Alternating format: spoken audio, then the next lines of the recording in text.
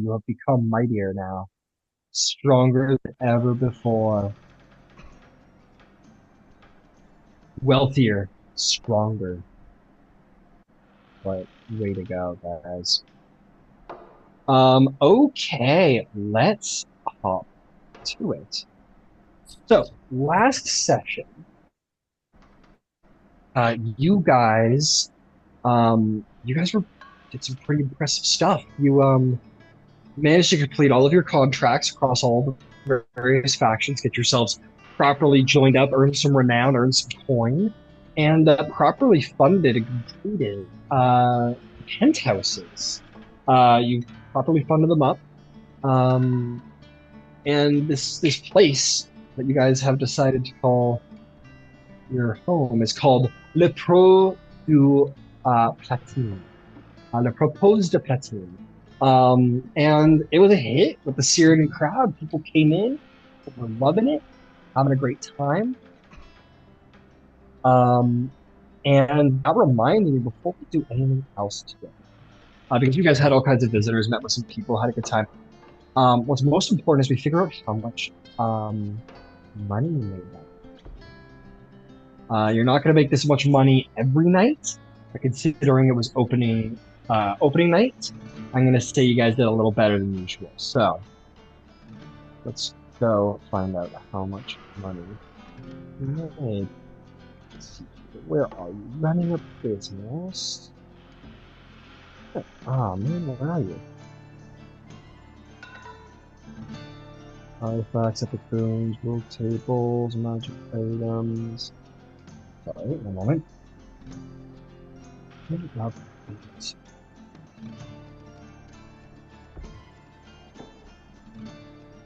Sorry, I'm not trying to start slow like this, but anyway, while I'm looking for it, I'm trying to find that rule set.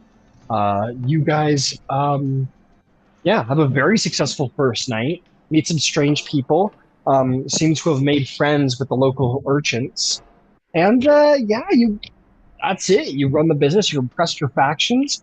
Made some friends. Life is good. Life is good. There's no worries at all. Nothing bad will happen. Everything's looking up from here. Who can ask for more? Which brings us to how much money you guys are going to have made.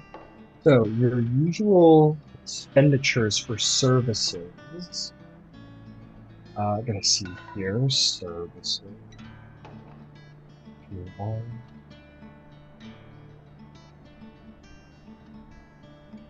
Okay. So you guys got the top upper end of what you could possibly get for your services here. Amazing. This was considered a town in. I'm gonna figure that out. I don't want you guys to sit here while I figure this all out. But yeah, you're gonna get your profits at the end of the week. But all that will be said. I will roll the dice to tell you how well you did, at the very least. And with you all being present, there's going to be significant bonuses to that roll, which is going to bring you to where we are. Also, if you guys are there, I'll take the rules percentile dice. That's the number of days. Roll this. You're told that you did really good. It wasn't like flying colors or anything, but you certainly made a profit. You made like a decent profit. So well done. You all wake up the next morning. I am going to start with something a dewdrop.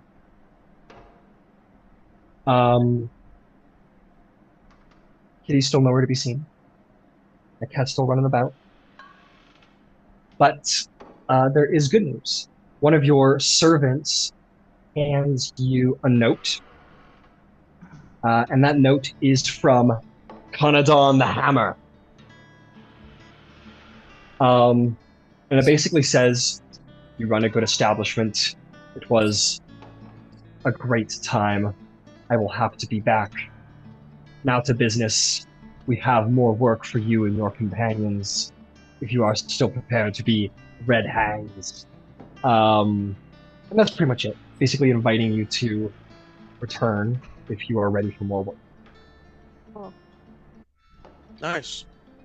Yeah, I'll Um, definitely tell the party that whenever we're collected.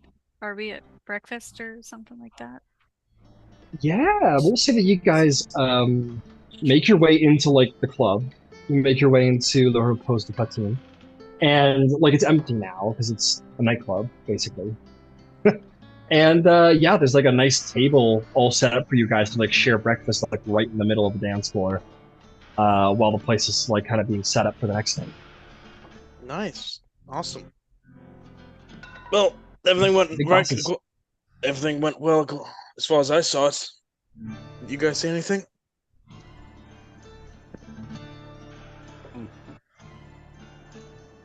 I mean, there were quite a few interesting characters. Yes, I do have news from last night. Maxine, the talking horse, is dead, murdered. Oh, that's a What? shame. Yeah. It's a tragedy, in fact. How many other talking horses did you know? Uh, Um, just the one. See, she was special, and I think we should avenge her and find her killer. wait, what happened? Like, wait, she was murdered where? Um, Oh. I don't know where. Did you tell us where?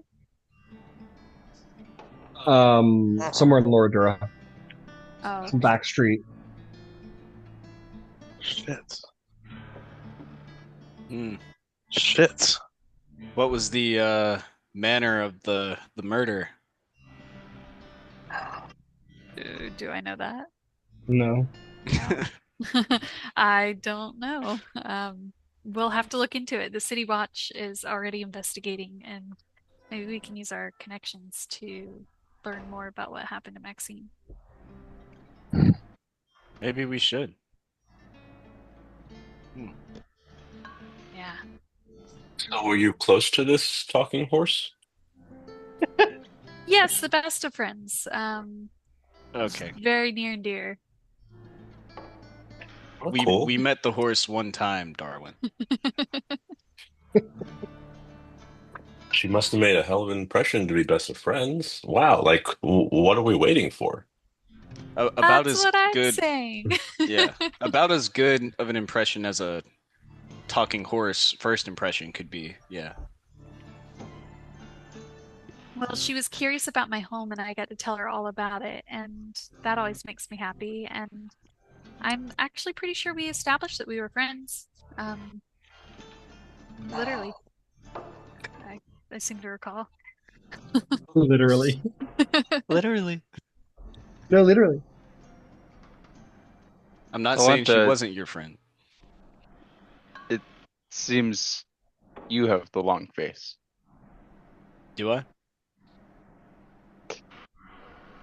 Also, something weird happened.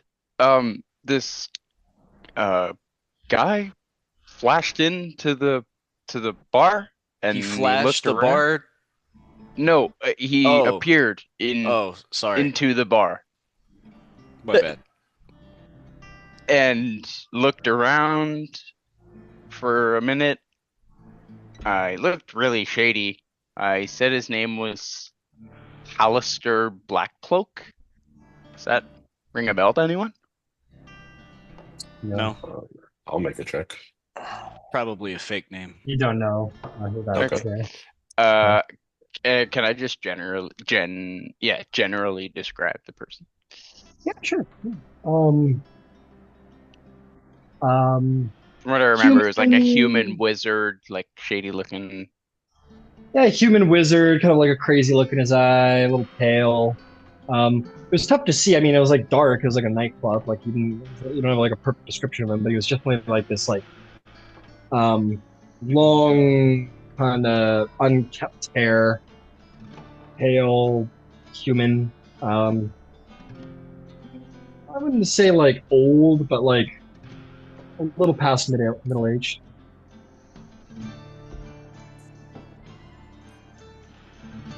Yeah, he came, looked around, said a few kind of obscure things, and then just disappeared. It wasn't anything specific, but I don't know. You don't remember what he said? He said just checking out the establishment, I think. But anything That's beyond an that's kind odd. of escaping me. That seems like an odd thing to say.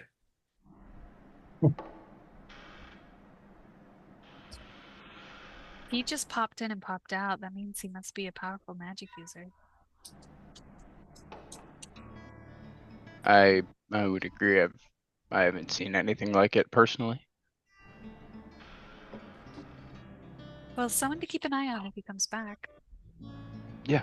I didn't really know what I could do, but yeah. What today, Is I suppose. can I make an Arcana check to if I know whether there are ways to like protect against people teleporting into the establishment? Sure, make me a Arcana check. Yeah, okay. 9. A 9. Yeah, yeah. You're sure there are. I could, You'd want to talk to the masters of magical protection, which is Kandara, such as Lord Benrig de Kandara, perhaps. speaking of which, Well, I would like to go towards rooms after. Yeah. Where I did that lock, inspect it. Oh, okay, sure. Yeah. I'm interested in What making he this place more secure, guys. What do you think about looking into how we can stop other people from just, popping in, popping out? Maybe lead-lined walls. Well, we should talk to somebody. I think Can like the Kandark house should be able to help with this. Yeah, for sure. I believe we can. I myself am a minor mark of warding dwarf. I know some minor things, but is there any kind of check I could do to get an idea of how much that would cost, what that would need? A lot of big money. money A lot of to money. create anti-teleportation wards in the entire penthouses. Big, Yeah. Yeah.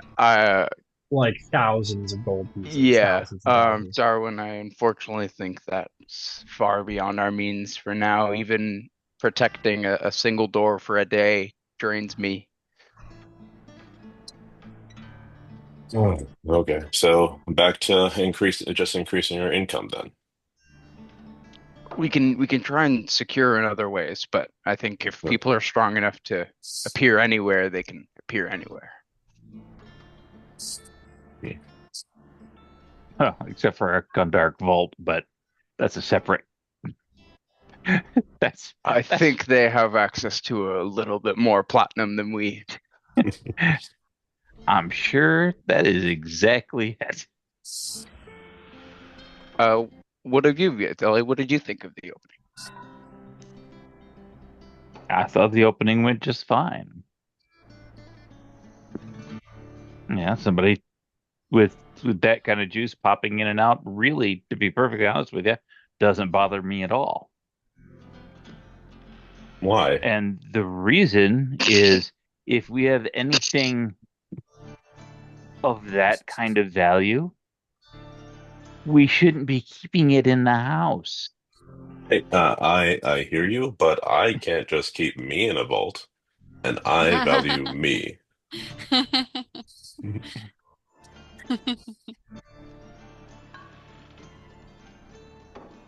I understand what you're saying, but what's life without a degree of risk?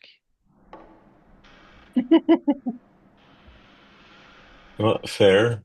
Okay, but I would also say perhaps cheap, and I don't want to have a cheap life. Nor do I. But it's something we can work toward. Uh, I nod along. A cheap life? Is that what you said, Darwin? Mm.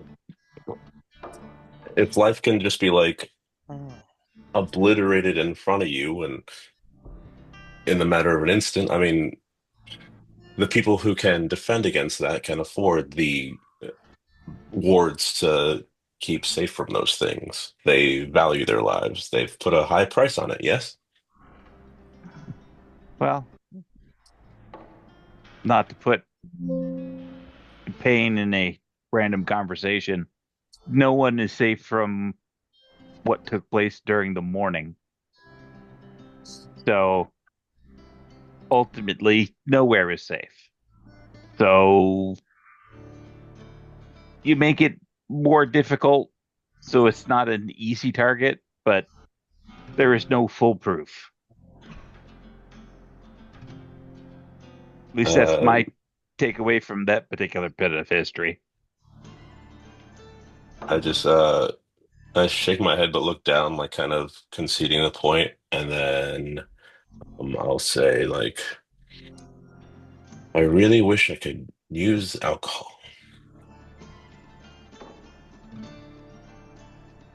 Speaking of which, has my lock held up? It most certainly has. Cool. Imagine your arcane lock was just like just dangling from the door. I don't know. Did it hold up? No. Just blown off, both of our goblins No. tied up, gagged. Well, not even blown off, but like open, so it's left Yeah, just dangling. So bound. it's like almost like insulting, like, oh, I That's what only I'm took a saying. part. Yeah. Yeah. They, It's they, not like they dispelled the magic. They actively like picked the arcane lock. Guys, they don't even forget, I'm a red marshal too. Right. they left a sticky note saying ha ha ha ha ha ha ha ha. I Hey, think you the need to hanging replace of the this lock shit is lock. just someone just hands it to you on the way out. Like they're just like here, and you're like, what is This this? is shit. That's They're what it is. this is shit. They're gone before you know what happened. You're like, oh no! Who are you? Don't worry about it. Oh, the word bomb, man. Oh god. Okay. Um I don't know. Um I mean, at this point, we're probably not going to be able to do anything should said individual come back. So, uh, much like a bad night out on the town, it's probably best to not think about it and to keep moving forward making money until we can do something to stop it. Yeah, making money. That sounds good. Sounds good to you, Nero? Yeah. What are you talking about? That... No, Looks up with like bacon in his mouth. I said No, he's been like quiet this whole time. Like, whatever. Yeah. He just puts bacon in his mouth. Nothing. he like tilts his head at you. Nothing. So when is that parade again? Should be today. No. Yeah, no. That. But what time again? Not sure. Uh, Do you know? I have no idea.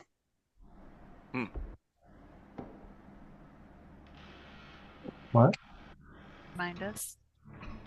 None of you found out. I mean,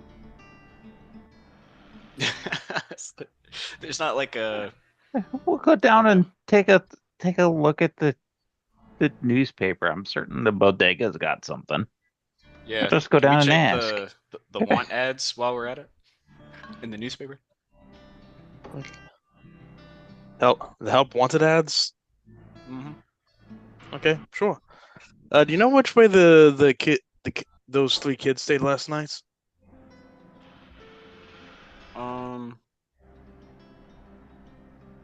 No, but I think I did tell them that they could eat here.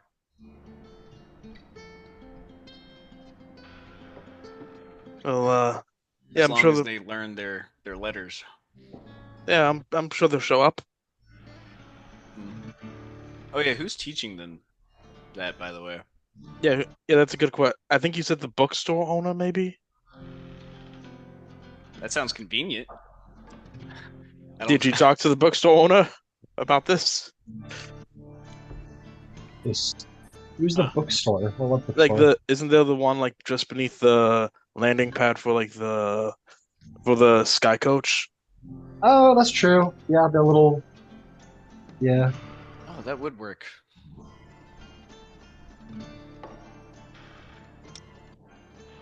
I don't know. I'll go look for him. I'll help you. Yeah, come with me. I'm gonna put out there for the party. Selena got the letter from Commandant Hammer from the Red Cloak Battalion, and it kind of sparks in your mind that it's been a while since any of you have, received new jobs from any of your factions. It's been probably like a week or two. Um, might be worth checking in. Maybe there's more work to be done if you care to earn coin and renown in your factions.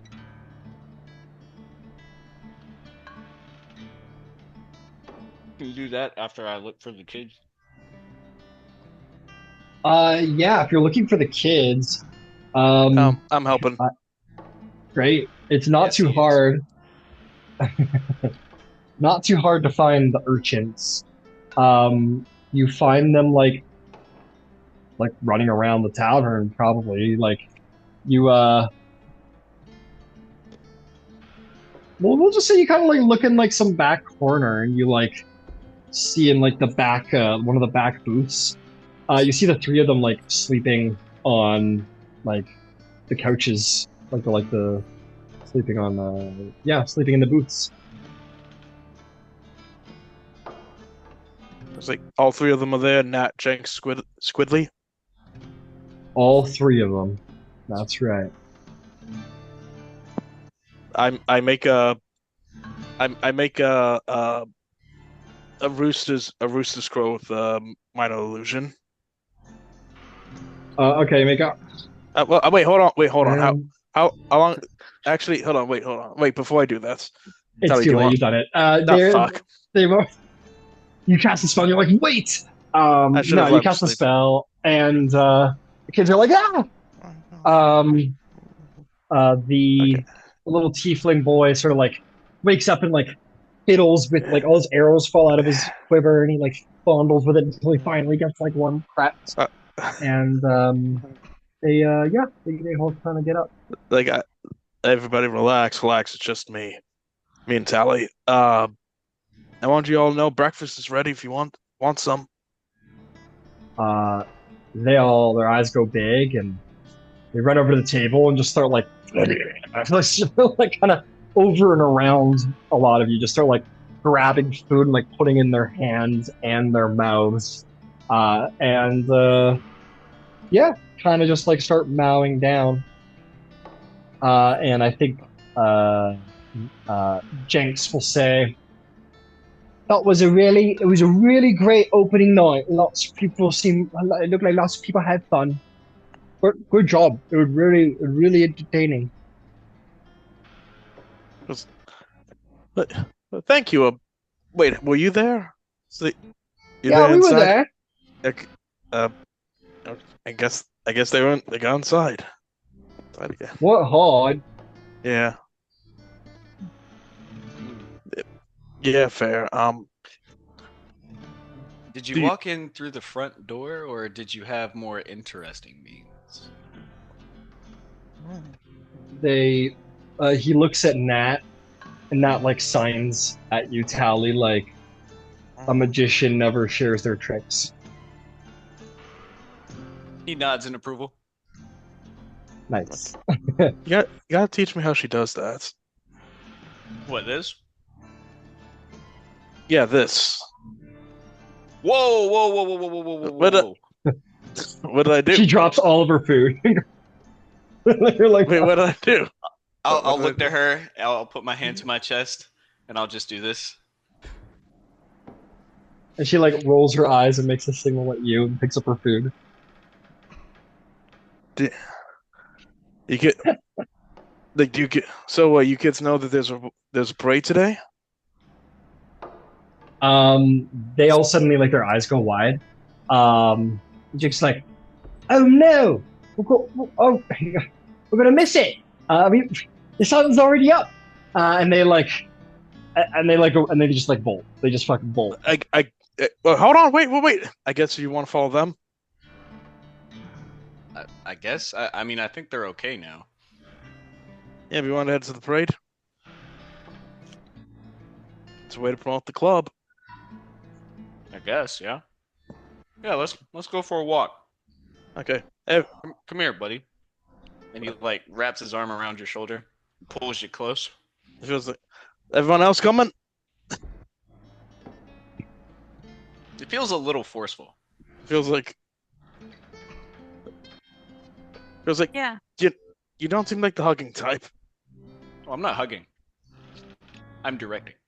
Feels like everybody else coming. Yeah, Slane will go. Okay. I'll Beautiful. join. All right. You guys make your way out to go find the what there are little promotion signs here and there. It's called the Twin Parades. That is what this little celebration is called. Okay, let's see here. Excellent. You guys actually make your way down to where would you go? Let's see here. It's actually probably happening in Cliffside. So you guys kind of make your way down to Cliffside, and thanks to Nero, it only takes about an hour to get there. But you were surprised to see that the dock district seems to have lit up a little bit. It's been decorated. You see people who are dressed rather well are here. The crappiness of Cliffside has kind of been washed over by decoration and the crowds of people from various places in the city, including as high up as the High District, maybe even a couple high upper central people are here. But Cliffside is alight with celebration, parade, confetti, and you see a great number of ships, from galleons to keel ships, decorated and making sort of like a slow procession travel down across the side, kind of showing off the many ships. In a little celebration, people are enjoying little street treats, funnel cake, candied apples. It's it's a good little time out here. People are applauding and celebrating the many ships as they go through. But more than that, let's see. There's also a land-based parade that seems to be proceeding through the docks, which I'll tell you a little bit more about now. Selena, I think actually it's a little bit of a combo, but Selena, I think you'll be delighted to see a lot of this celebration and a lot of this design. It's very reminiscent of your people. There is a lot of like attention to sort of like vines made to look like decoration. I see lots of people who have like fairy wings, not unlike your own, sort of strapped to their back as they're part of the parade. They have a lot of creatures that you've seen from the Feywild floating up over the land-based parade. It seems that, at least in part, the celebrations seem to have a lot to do with the Fae.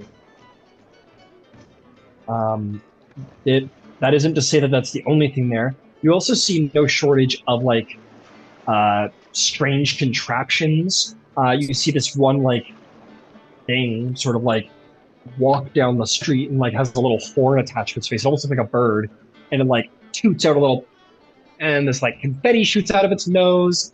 Kids laugh and celebrate and jump in the air. You see these like they're not warforged by any means, but they're like these like spindly little robotic people who are like operating various like mechanisms here in the parade that sort of like create these large floats.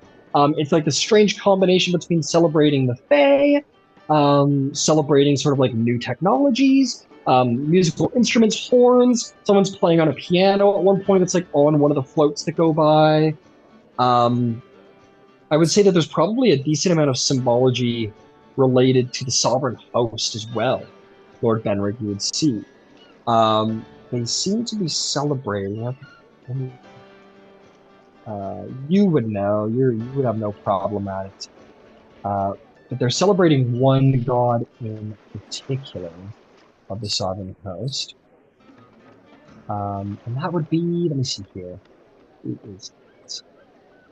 It's Arwe, the sovereign of life and love, and patron of fertility, where there's a lot of natural beauty, harvest, again, a lot of attention with the Fae stuff. It's a lovely parade that celebrates religion, you know, civilization, creations, and the Fae. That seems to be what they're doing here. Ah. Don't see Cliffside dressed up like this usually. Once a year. At least this particular celebration. Ellen. So you have probably seen it plenty of times here. Ryan, remind me again, like Fey beings or like, you know, the Fey realm, whatever that name was. Is Right. that like not? I thought it was like not too well known in this world. Canada. Thelanis is not very well known. You're right. It is sort of like told about in the storybooks at best.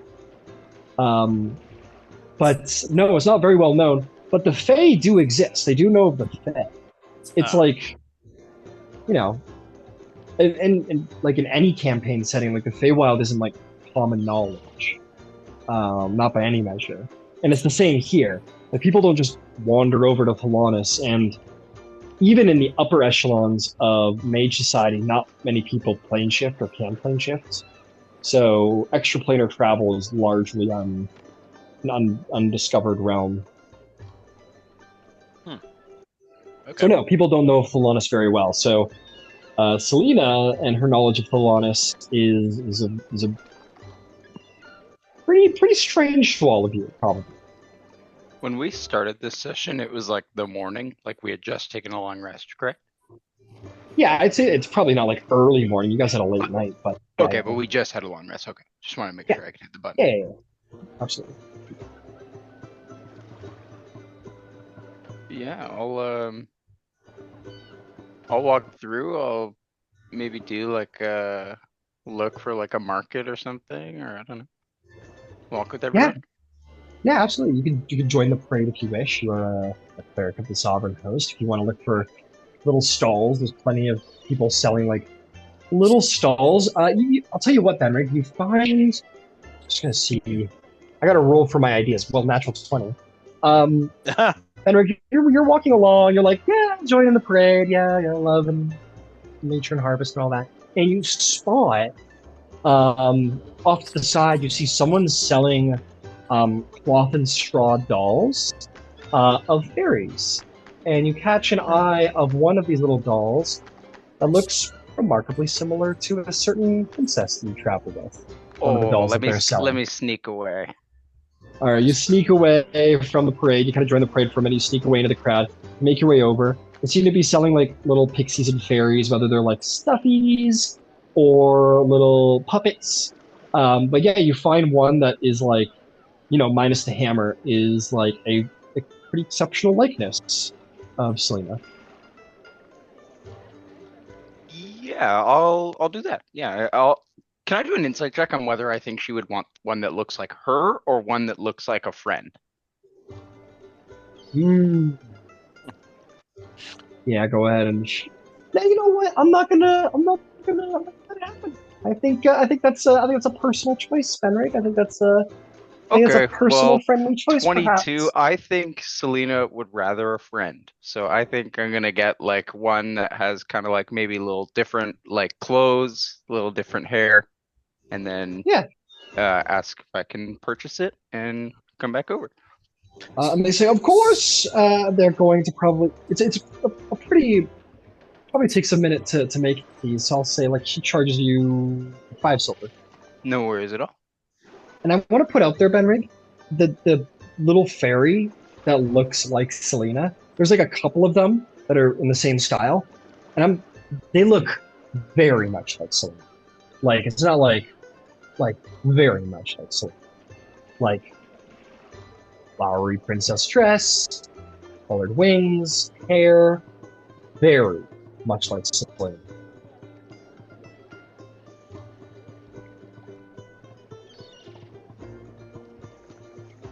Okay, on second thought, can I have that one?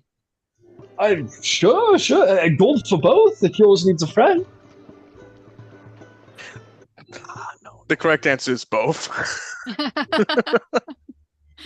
11 gold it is, and I'll just toss him down a little pouch. 11 Not gold. gold. Whoa.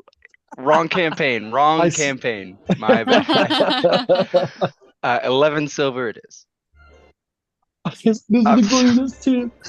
He goes, absolutely, thank you very much. Have a wonderful Twin Parade day. Thank you very much. Yeah, and I'll go back over. Lady Dewdrop. Yes. Mhm. I happened to find this over there. I thought you might like it. Oh wow. Are you handing me the one that looks like me or a friend? Both. And I'll say, Both. there's one that looks like you and one that can be a friend for it if you don't want to keep it with you. Oh my God, that's so cute. Thank you, Venric. No And problem. I'll Remind you of home a little bit. yeah, absolutely. Do I recognize what like the other character? Make me a history check. 9. She looks vaguely like someone you used to know, but you can't really remember who. Oh, okay. Um Someone you used to know. yeah, But it looks like you found one of my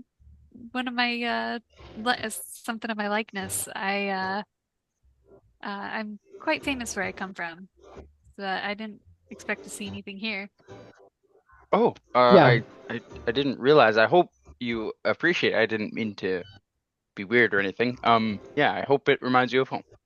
It does. I love it. I've never had a little doll of my own that looks just like me before. So I yeah, I really like it. Thank you. No problem. I got a question for you, Selena. Are you still wearing your dress from home? Um Your princess dress from home? yeah, she always wears a princess dress. So Now that she's holding it, Fenrig, it's like it's uncanny. Like it's like someone made a doll of someone. Like it's the same dress, same hair, and the same style. It doesn't have the little war hammer, but it's Yeah. like I Lady couldn't Dewdrop, imagine making how? one that looks Yeah. closer to her. Yeah, as I see her holding it, like literally looking down and up. Lady Dewdrop, how do they know down? It's remarkable.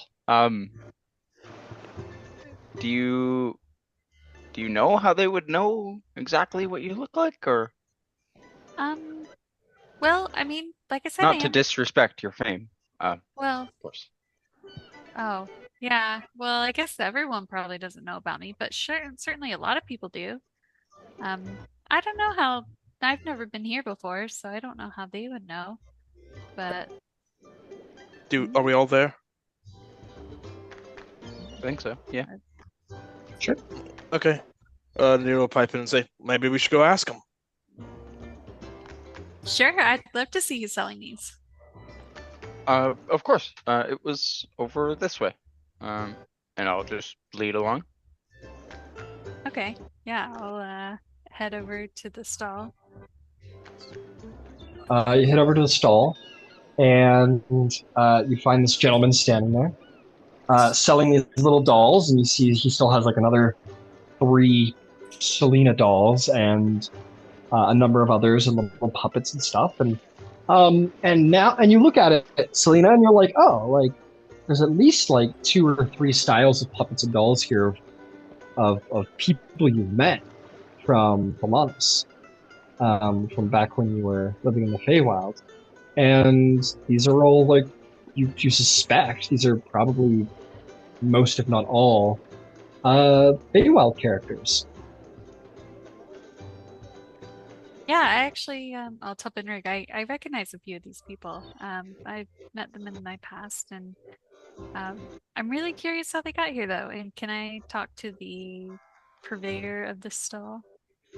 Yeah, absolutely. You go over, and he looks at you, and he goes, "My good, welcome to my stall." He like looks at you with this look of like he's a little taken aback by your appearance in a positive way. And he goes, welcome to my stall. I must admit, you look, uh, you look wonderful for today's parade. Welcome to my stall. Is there something you'd like to purchase? Oh, I was just saying thank you for selling little characters of me. And she'll like hold the doll up and smile next to it. He goes, yes, yes. You look just like the Princess Selena. Oh, I am Princess Selena Dewdrop. Yes, you look just like her. Yeah. No, I am. I got lost here. I came from the Feywilds, and well, I got a little lost and ended up here. I was chasing my cat, Smokey, and well, I lost Smokey and I lost myself too while I was at it. Nero's behind her, nodding to the stall keep, like. Selena, go ahead and make a persuasion check. See if he believes you. Does my nodding give her advantage? Oh, a natural 20 for 25. 25. You didn't need any help. He blinks a couple times and he goes, I'm having a hard time not believing you. You're well, Your Majesty. Welcome to my humble stall, all the way from the storybooks, I suppose. My goodness, and he's just like totally having a moment. It's like he read about Winnie the Pooh as a kid, and Winnie the Pooh walked up, and he's like, "No, I'm really Winnie the Pooh." He's like, "This is wild." That's exactly what's going on with him. It's like, I am a huge fan of your tales, of your stories. I grew up on your stories, actually. Yeah, my mother, she told me many stories of your many adventures across the land, and all the creatures you've slain, and all the people you've saved, and all of your mighty heroics with your trusty companions at your side, and I know all the characters. I'm a humongous fan. Oh, wow. Well, that's really lovely to hear. You wouldn't happen to know more about my home and how to get back there, would you? How to get back there to the summer court? I couldn't begin to tell you. I have no idea where I didn't know it was real. I didn't know you were real. I still can't fully believe it. I'm a little shocked. You said you read these books when you were a kid? Yes. My mother would read them to me at night, and I loved the tales. And unfortunately, there isn't much work in folklore. So I found a way to make a little. I make dolls, and I sell them at the festival once a year, and that's my little passion. Who wrote these books? Like, I don't really know. I suppose there's plenty of authors who write children's tales. Did any of them involve a black cat called Smokey? Well, yes, that's Princess Selena Dewdrop of the Summer Court's most trusted companion, the wise talking panther that accompanies her on all her journeys and provides her with wise counsel. Huh. Like I just give a look at Selena like, huh. Yeah, I was kind of hoping he'd be able to tell me how to get back home since he knew of my home, but it turns out he's not really sure. But that's okay. I still like him anyway. It's nice to meet you, sir. Yeah, my name is shit, they have such stupid names in Braylon. My name is that's too cool a name. Bob. My name is Timon. It's good to meet you. I'm amazed to meet you. In fact, is there anything I could do to help you? I don't know how to get to the summer courts. Is that here in Eberron? I didn't even think it was real. No, I get the impression it's somewhere far away, like a different world entirely. Oh, I'm impressed that you got here. Well, let me know how I can help. If I can help in any way, I would be. Well, you know where to find me. I live here in Cliffside, and thank you, thank you for coming to my stall. Here, let me, and he goes around the stall, and he takes a little stuffy black cat that looks vaguely, and he gives it to you. It's Smokey. I love it. And she'll like clutch it to her chest and hug it. He goes, yes, please, it's my pleasure. Take it. I'm a huge fan. Huge fan. Very cool. Well, thank you. Well, maybe you could tell me what this celebration day is all about. I just got here to Eberron, and well, I'm not really sure what this parade is even for. Oh, I would be very happy to tell you all about it. And he'll kind of not leave his stall, but walk a little towards the parade, like a couple paces away. And he says, "Well, today is primarily supposed to be a celebration of the sovereign host goddess Arwe. She's the goddess of life and love and fertility and natural benevolence and harvest and gentle rain. All of these things, so joy and such, and that's kind of what this parade's all supposed to mean. And it also is celebrating the Fae, the spirits of the Fae, who dwell in the forest and are said to make the forest better. There are different faiths who celebrate different gods during this day, but mostly it is the sovereign host, even amongst other faiths. And yeah, this is a celebration that has gone back a very long time, I'm told. Perhaps even predating the creation of Sharn, even the original settlement is what I'm told, even before the old city was created. Elves celebrate this day especially. Druids who are connected with the Fae, they celebrate it especially. And it's also a day to celebrate new creations, new creation and wondrous things. And you see at this point, there's like a cage goes by where this like woman is riding on this like white bull with all this paint all over it, just sort of like decorative paints and whatnot. And rolling by is this like in a cage is this like ferocious owl that sort of chirps and growls at the people going by, and they kind of celebrate. Sort of displaying the wonders of nature. He says, yes, it's all of these things. Yeah, a historical event and a yearly chance to celebrate the wonders of creation. That's why there's ships and all those little mechanisms and those strange robot men. Yeah, so it's just a day to celebrate, I suppose. It's grown into something. Yeah, very cool. Well, what kind of events are going on besides just the parade? Well, that's what's going on today. It's called the Twin Parade because yesterday is what is known as Fae Day, which is the more accurate celebration of the Fae. And today is a celebration day dedicated to Arwe, but they kind of combine the two, the celebration of the Fae and the celebration of Arwe. into one parade. They kind of combine the two events into one day here in Sharn. That's why it's called the Twin. The powers that be couldn't let people have 2 holidays back to back, could they? You read my mind. So that would be much better. But apparently, the city council does not think so. Unfortunately, Wicked bastards. You guys do see, if any of you are watching, you do see like the urchins like on the opposite side of the street, like running along the front of the gathered people, kind of like running with the parade, like celebrating, having a good time. Maybe stole a couple sweet treats at one point.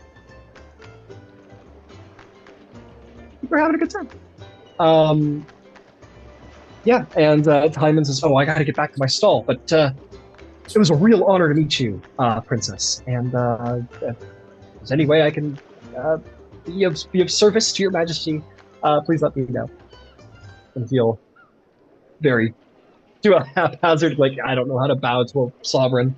And he will go back to his stall a couple paces away and sell some more of his puppets.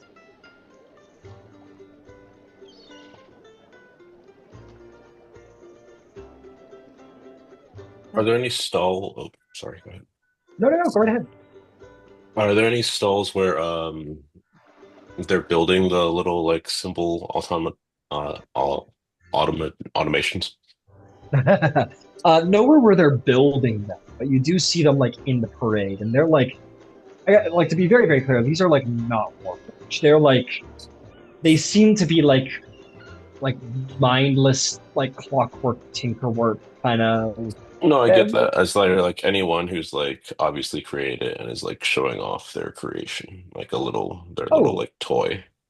Well, people are absolutely showing off their stuff in the parade. If you're looking for anything like tinker-based that they're showing off like outside the parade, why don't you give me like a perception or investigation, see if you can find anyone doing anything like that.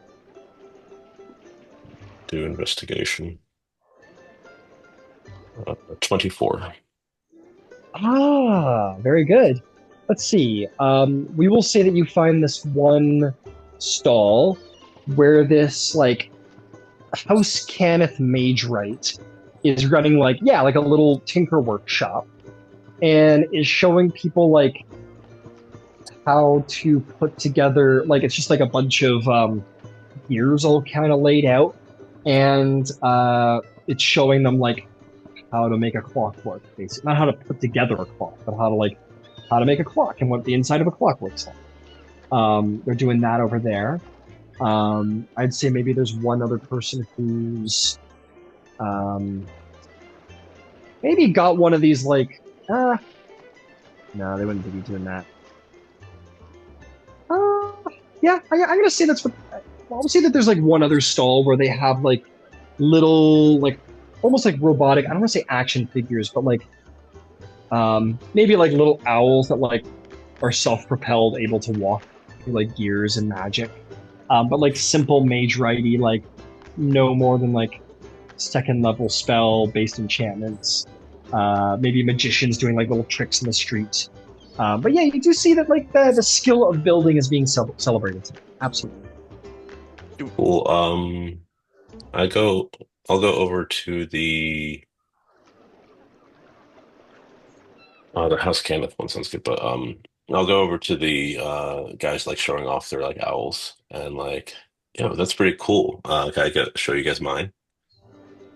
That all of the like the kids and the parents surrounding the kids turn around and go, yeah. The mage right gives you like a dirty look for stealing his audience.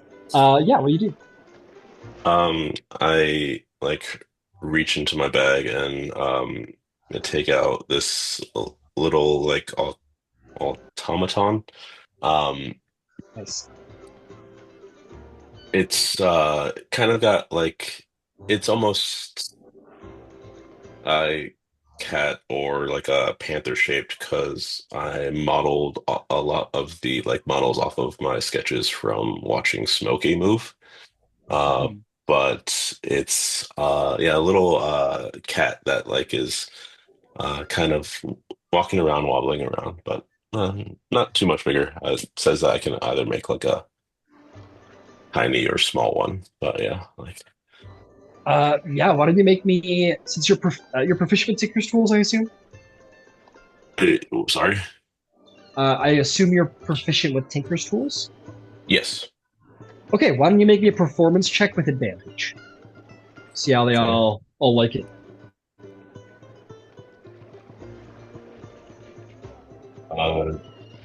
20. 20. Yeah, they're like, whoa! They lose it. It is way better than what this other guy was showing as like little walking owls. They see you do this and they like, kids are like, whoa! One of them goes, Daddy, I want one. And he goes, all right, doll. And like, they're clearly like really upper dressed, like some higher district. I goes, how much? Oh, it's not for sale. I just wanted to show off my work. Like, isn't it amazing? Yes, it's quite. But what's your price? Everyone has a price. 20 gold? I cannot possibly sell this. This is mine. I, well, no, I can't sell this. Make me a persuasion check. I know you don't mean to, but make me a persuasion check. 7. 7? He goes, it's not worth it, darling. She goes, but I want it. Dad stops her foot. I want it, Daddy. And he goes, come now. But the kids still applaud. Now one kid's like, and they all just like, oh, that's incredible. And people are astonished by your creation. Everyone except for the one mage right with his little walking owls. And he like, picks up, throws it over his back, and like makes his way down the street somewhere else to set up. Very cool. Is there anyone else would like to do at the parade, or do you guys want to, maybe hang out for a little while, begin to head back? Do you see the kids around here? You did see them a couple minutes ago, but they're probably up a couple of neighborhoods by now. Yeah, I actually try. They'll take care of themselves. They've been doing it since they were born, so yeah. I wish I was that just young like again. you.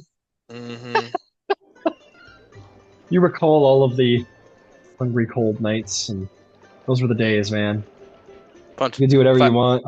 Fighting off other orphans for a half-eaten loaf of bread.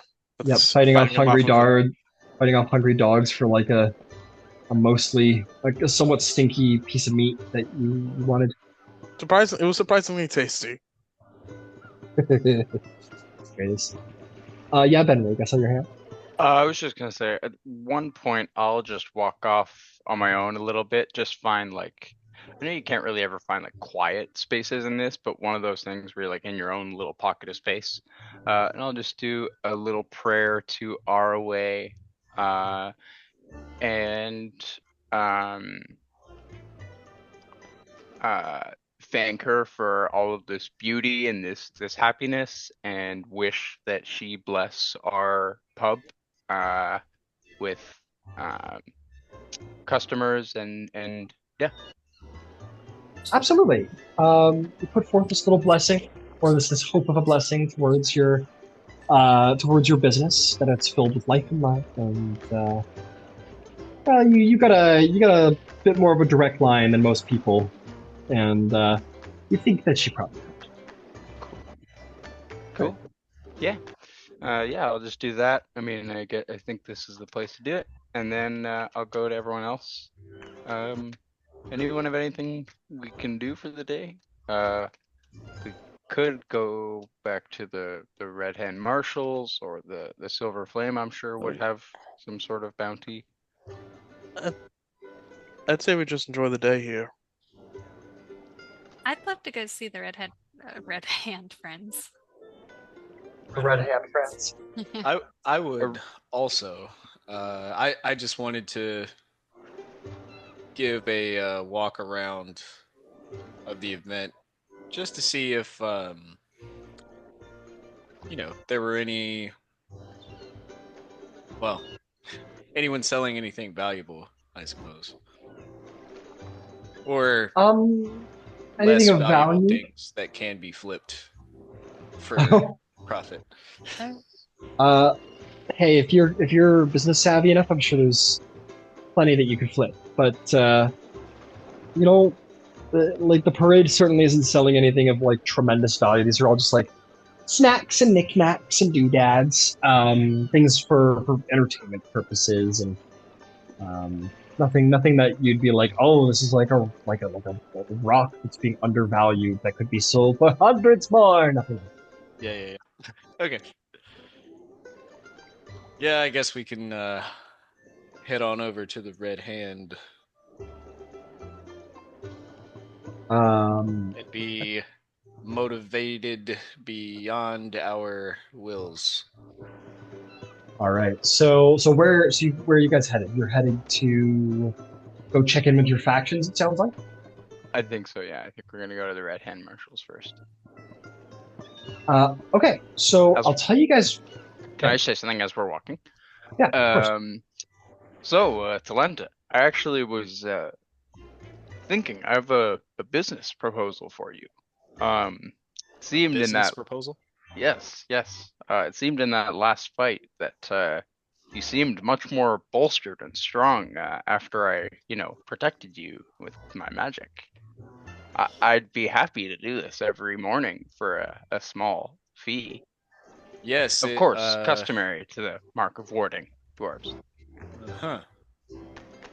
Yes, I mean, it would seem your magic is more powerful than you may have thought. I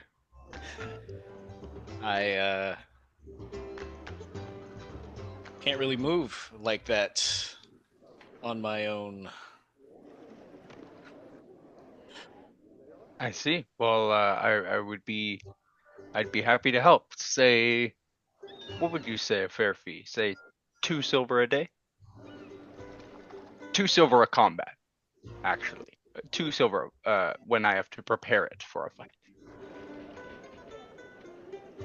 2.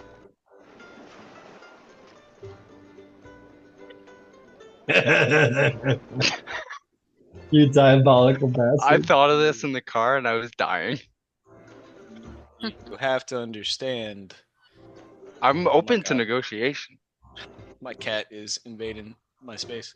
You have to understand, Lord Kandarik. I am but a humble man. I do not have much physical wealth. I see.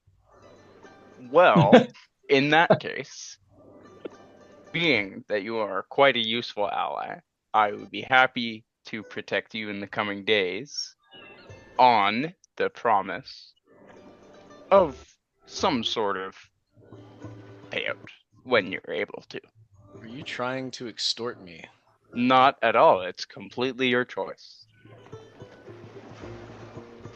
It doesn't have to be whatever you deem a fair payment when said physical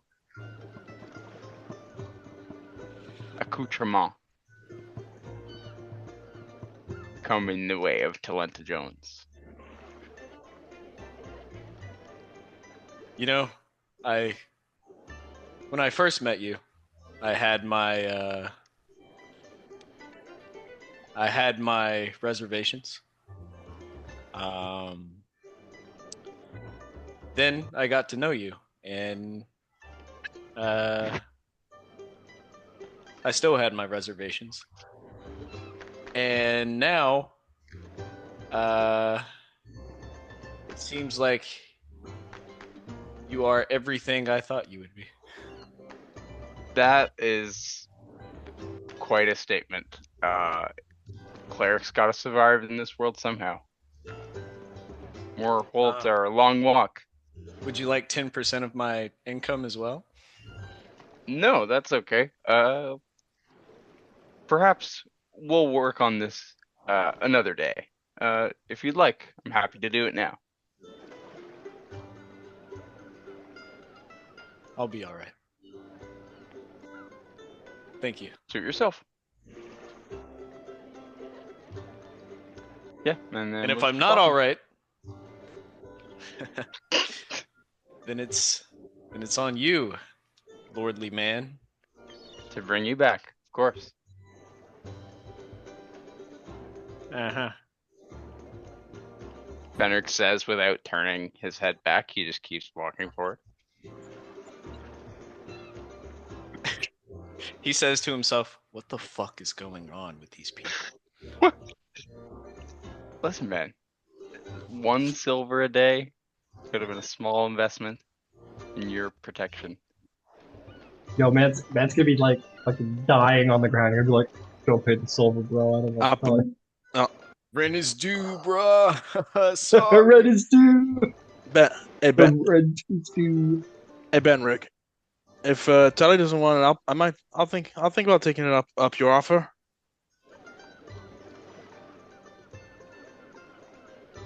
I think Talenta's given me a bit to consider, but I think about your offer and perhaps we can negotiate, Nero. But I think Tally's given me something to sleep on. Hey man, whatever he'll give you, I'll match it. No problem. Oh, you will? Nero. Will you? Nero ever the scavenger. Yeah. A bidding war has commenced. And if I Like, could be so bold as to ask Nero, where would these double my funds come from? Exactly. He was like, I didn't say double my funds. I'd match your funds. No, you said you double what I offer. No. I said I'd match. Are you gaslighting me? No, this is what I said. No, I'm pretty sure that's what I said. I'd say match. Match your funds. You said you double. No, I said I'd match. No, No, I I swear said to God, he said match. Yeah. Yeah. What the fuck? What is the Mandela? So you're in effect on going it too, here? Soraya? You know what? You're there. Either You made it to the way. place. You made it to the place. You're done. Okay, well, Okay, anyway, thank we're fucking at the God. red hands. We're at the red hands. Okay, now. okay. You made it to enough of this shit. You guys made it to the Citadel to go accept the jobs. Woo! The Citadel is in Middle Central, which means it takes you guys half hour for Dura, half hour for Central. It takes you an hour and 15 minutes to get there by foot. But you do get there to the Ambassador Towers. And you make your way indeed into the Citadel. You are going to find, as always, Kadon the Hammer, very awesomely, heroically, standing there ready. And he says, "Welcome back, Red Hands." And he turns and he sees you, Selena, and he goes like that for like a high five. Yeah, and she'll flutter over and high five as hard as she can. He turns to you, Darwin. You see this monster of a warforged, this like 7.5 foot tall, just battle scraped plate armor warforged, who says, "Welcome, brother, to the Red Cloak Battalion. No weakness, no cowards. Have you come to join our ranks as a Red Hand to bring violence and justice throughout the lands of Brayland?" I kind of like look around like this guy is being really intense. Yeah, it's awesome. He takes a step closer. "We are the best of the best. But when they cannot handle it, they call the Citadel. And when the Citadel cannot handle it, they call us." So what do you guys stand for? I know you said violence and justice. What And does the that Braylish mean? way. We stand for justice. We defend the king, the crown, and all of its people from threats, internal and external. We mean to stand against the tide of evil and stand against all those who would stand against all of Braylish's Sorry, I lost myself in the speech somewhere. All of Breland's. Yes, all of Breland's problems shall come to an end before the face of our axes, swords, and might. We are the best of the best of the best. Wah, wah, wah. Beep, beep, beep, beep. Selena fully supports that message. Like fluttering around behind him, like, man. I play a little bit of very intimidating music behind him. All glory, no cowards. Tally I leans kinda- over to Darwin and he's like, I thought the same thing, just for the record. The intensity, yeah. It's a little much. What's his rank again? Or title? I am a Red Cloak of the Red Cloak Battalion. You would be joining at the rank of Red Hand, which means that you are preparing to become the best of the best of the best. We are a small but elite group. There has never been more than 50 at a time within its membership, but we require more. And I think you have what it takes. You've been around a while? Seen a lot of shit? Lived a long time? Not particularly. I am about 10 years old. Same. We Warforged have not lived long. But you've lived, you're still here, and it looks like you've been through the ringer. We are the first in battle and last to fall. I shall not fall. If there was ever a warrior who would prove how long a Warforged can truly live, it shall be I, Kadon the Hammer. You see, he has a great axe, which is, yeah, cool. Last to fall. I like that. I like the sound of that. Do we defend each other? Of course, indeed. For our ranks are stationed across Brayland. Only one or two here and there because we are the heavy elite. We are the heavy infantry, augmented by magic. We serve on the front lines, and we lead the charge. Extreme military force is our business. Extreme. Extreme. I go, kind of slap my fingers like solution. And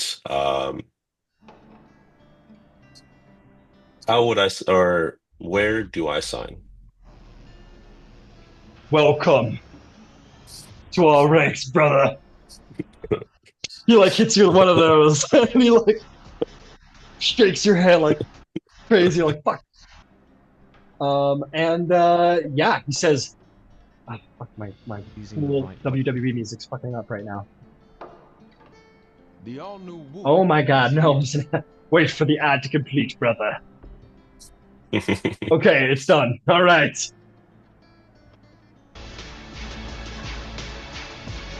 Welcome to our ranks. You are now Red Hand. What is your name? Darwin. You are now Red Hand Darwin. We are honored to have you amongst us, brother. Thank you. Your first mission, should you choose to accept it. This goes for all of you Red Hands amongst you. Do you have like speakers in his shoulders? Yeah, for sure. For sure. Would make sense. You're like listening to it, it's like coming from somewhere inside of like background music. the offices, and you're like, does he have like a bard back there playing like a living like He's got a person? clicker on his finger? He's got a clicker.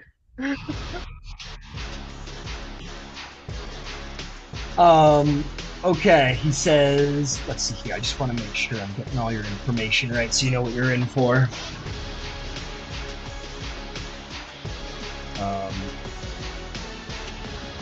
Here we are. Oh, sweet. He says, oh, actually, no, you're not quite at that rank yet. Never mind.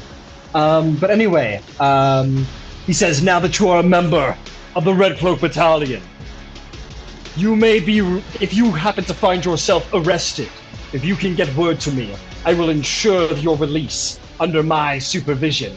You may return to your valorous deeds back on the streets, because we understand sometimes extreme force requires bending the rules. Yep.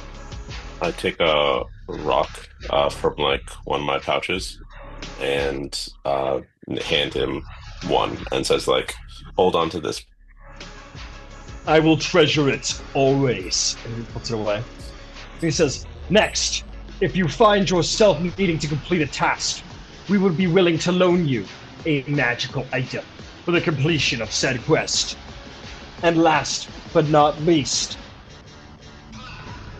if you find yourself in a particularly tough situation, if you find yourself at odds, know that the Red Cloak Battalion stands with one another. I may just have to come help you slay your foe. I will be watching. Now, your first mission. Can you turn down the speaker system? Good sure. sir. Fix it down. Were you not enjoying it? I think you and I have an understanding of each other already. Yes, I think I agree. Never mind. Now, it's time for your second mission. Red Hand Darwin's first. We believe that a young bronze dragon has taken up residence in Cliffside. It has startled some of the sailors there, but has not yet hurt anyone. We wish for you to confront the dragon and learn of its intentions.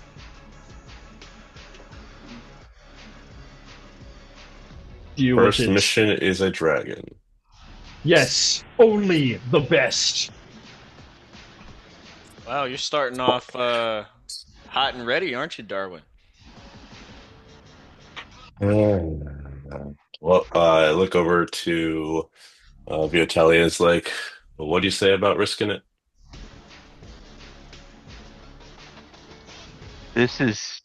I'm happy to support you in this endeavor.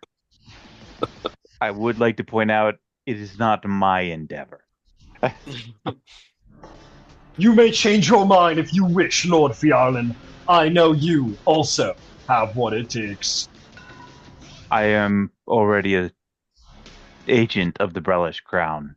I don't need any additional opportunity. Very well.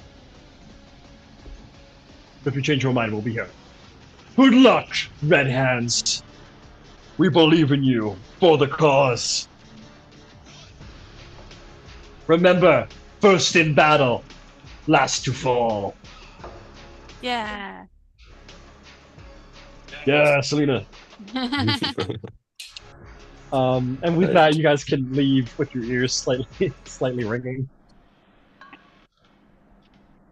When the music's done, I will tell Darwin. Look, let's be honest. Look, you can be honest with me. Were you also kind of scared just to tell him no, and that's why you joined? Part of the reason. You're not wrong. He's a tough man to say no to. Very big. Yeah, he's huge. I didn't know a Warforged like you could get that big. Yeah, like most of us have like what I guess you would call a standard form, but some are specialized, and there's a lot put into that guy when he was built. Like, could you get that big? Yeah, I'd get stronger in some way, I think, but not as I am currently. And then like I reach up and pet my little like cat automaton that's like been just kind of like riding on my shoulder. Fetal automaton is the correct term.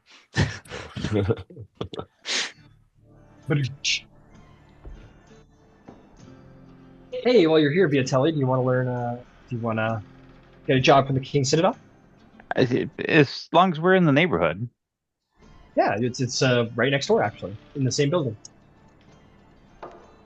Might as well Sweet, at least check in and see what they got going on. magnificent. You find within.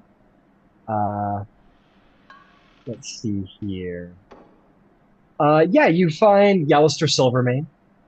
As always, he's kind of here working away behind the desk, and he goes, "Oh, Lord Fjarlin, it's good to see you again. Are you perhaps here for other services? I promise I have things on my desk of greater interest than your last job."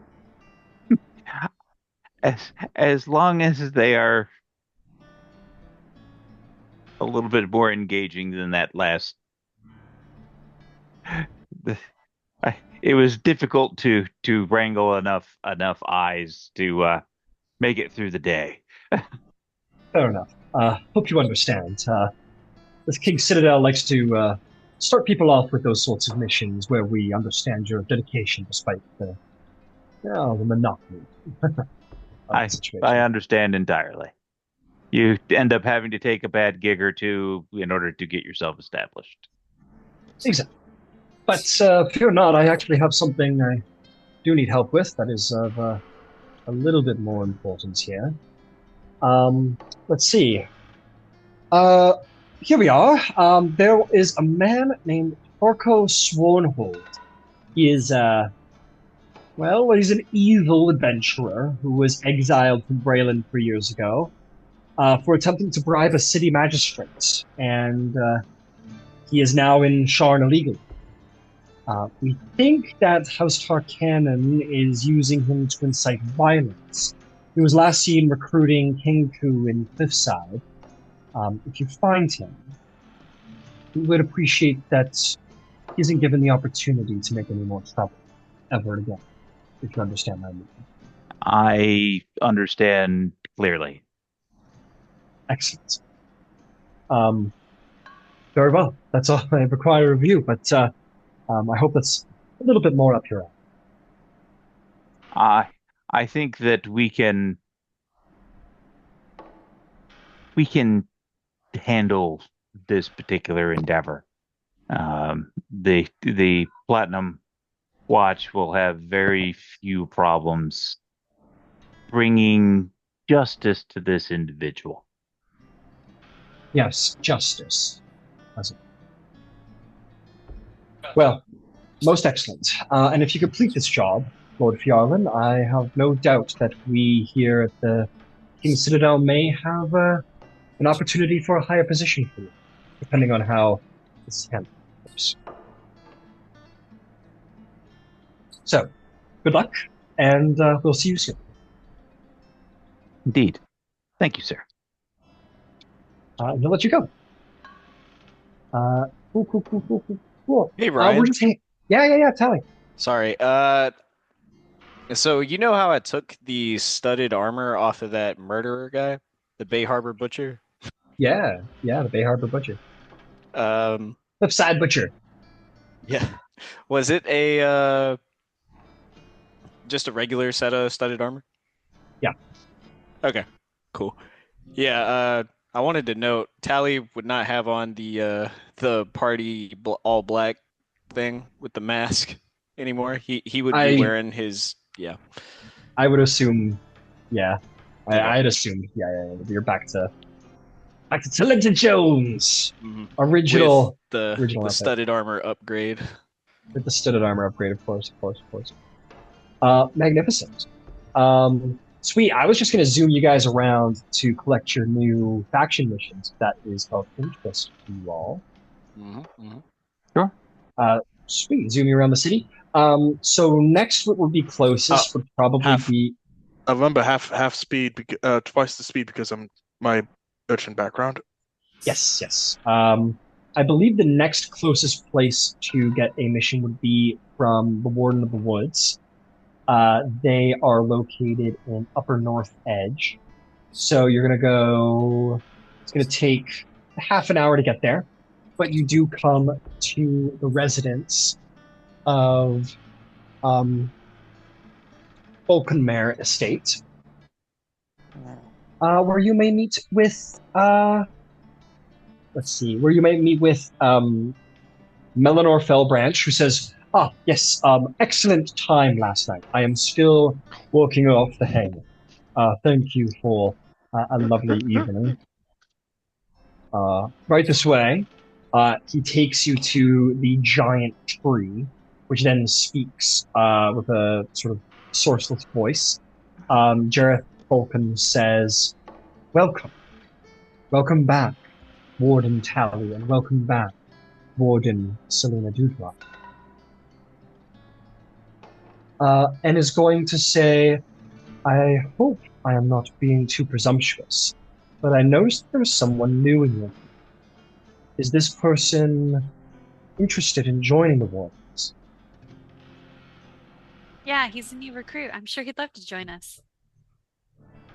Says, "I see. You, Warforged. Welcome. We represent the Wardens of the Wood. We are druids connected with the natural world. Do you possess a connection to nature, similarly?" I kind of like myself. I'm not too. I could. I'm not what you would call close to nature. Very well. It is of no issue. But regardless, Warden Tally and Warden Selena. Oh, Warden Selena went to the bathroom. So, Warden Tally, I shall pass this message to you, and you on to Selena. If you are ready for another task, we are ready for your aid. Sir Ambrose Everdon, a grizzled old champion. Oh, hang on. Sorry, doing a little on-the-fly translation here.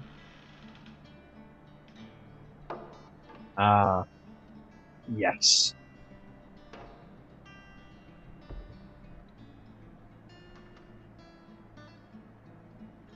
Excellent. Okay, sorry. Here we go. All right, let me give it to you again. Sir Ambrose Everdon, who is... Sorry, I'm kind of doing an on-the-fly translation from one to the next. Okay, this is pretty cool. This is pretty cool. He is a champion of the Undying Court. It is a elven religion, one that is connected with undeath, but nonetheless has offered to help the city guard catch a necromancer who is stealing bones from the city of the dead and animating them as skeletons. While this is condoned in the nation of Karna, or was anyway, it is not here in Braylon. And we would seek your help, if you're not too busy, to aid Sir Ambrose to see to it that this necromancer is stopped. Okay. What is the location again? The City of the Dead. The It is City a of the mass Dead. grave. It is a mass graveyard outside the city limits to what would be the east of the city. I believe north. You could access it through North Edge. You said North Edge or North Hedge? The district of North Edge. North Edge. Got it. Yeah. Darwin, did you catch all that? Yeah, we gotta. Wait a minute. It's in Zoom. There you go. Sorry, I had to do a little in-game lore translation. Sorry, I apologize. I wanted to say, Darwin, did you log all that into your databases? Oh. And then you sending that in the chat was just like him, like, playing a voice recording of what just happened.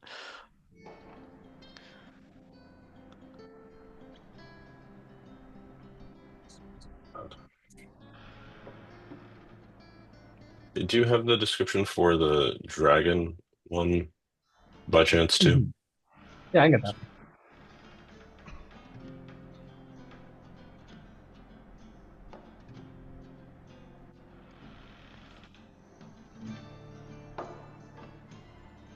Thank you. No problem. So, did you ask me that, Tally, or are we waiting on me? No, I think we're good. Uh, Oh, you're back from the bathroom. Oh, I was getting snacks. Oh, that's what. Selena Dewdrop shows up with like a bag of marshmallows or something. I don't know what button to press on Darwin, but Darwin, could you do the thing? It's terrible. You're muted.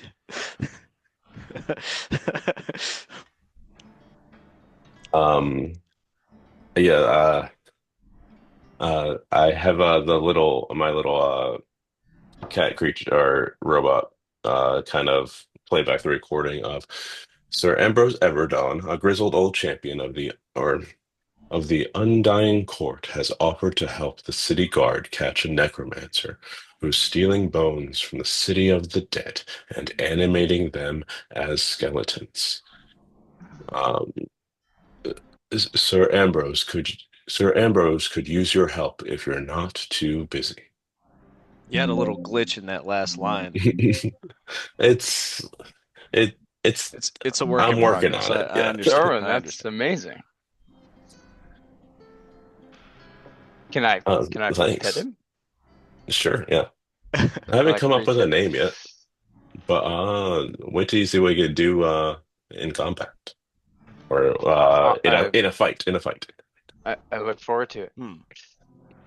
Yeah, it's such a cute little kitty. Let me know when you come up with its name. Will do. So,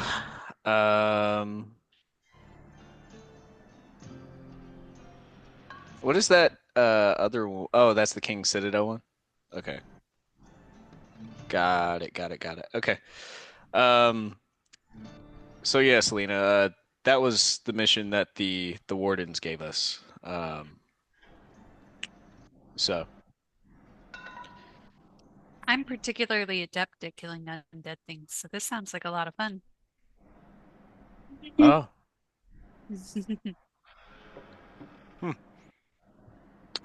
Have you ever fought undead things? Sure, I have. The look over Have to you? Ryan. Yeah, I know. I don't think you have. There's not a lot of undead in the Feywild, and you haven't fought any here, so Oh, I'm just really good at it, so she just believes in herself, okay? Yeah, I'm gathering. Yeah, of course I have. And she's like referring to Elaine, probably. She remembers this Oh, old guy she bashed the shit out of who was just like a little too old. he was close enough. Or stories of Titania or something. I've never seen anyone that old before. Had to be a zombie. He looked like one. Well, I like anything where I can go in and bop, so that sounds like a great mission. Yeah. Sure. Oh, did they say what the Sure. rewards were? Goodbye. This is bullshit. Goodbye now. Goodbye, everybody. Okay, you guys leave. I just want to get all this out of the way. Why don't we say next is Order of the Gauntlet? I mean, there's no Order of the Gauntlet here. The fuck? I meant the Silver Flame. Templars, the Silver Flame, baby. That's what we're talking about. Oh yeah, you're a member of them too now. I forgot that she's a member of every faction. Okay, you guys make your way to Except the City Watch, or except the King Citadel, because fuck the King Citadel. They don't, Fuck the King Citadel. they don't want Selena, so Selena doesn't want them. Yeah, exactly. Yeah. Cool. You make your way over to the big cathedral, the biggest cathedral, this huge cathedral. Better than all the others. They made the other religions build it. Um, Hell yeah, it's the American way. it's the Bralish way. Yeah, Benrig, you can hop in there. Well, and Selena, of course. Excuse me. Um, you two go in to meet uh, Dane Savra Belbranta, who is Templar Savra Belbranta, who says, "Welcome, Templars. Welcome. It has been some time, and there's much work to be done and much evil to be stopped. Are you prepared to help?" Yes, we are. Thank you for providing the funds for our establishment. It went a long ways, by the way. Excellent to hear. Very excellent. Now, Yes. your mission. How can myself and Miss Dewdrop help? Excellent. A notorious thief called the Black Viper, long thought dead, has apparently returned to Sharn. She has already robbed at least a dozen noble estates. No one knows her identity because she wears a mask.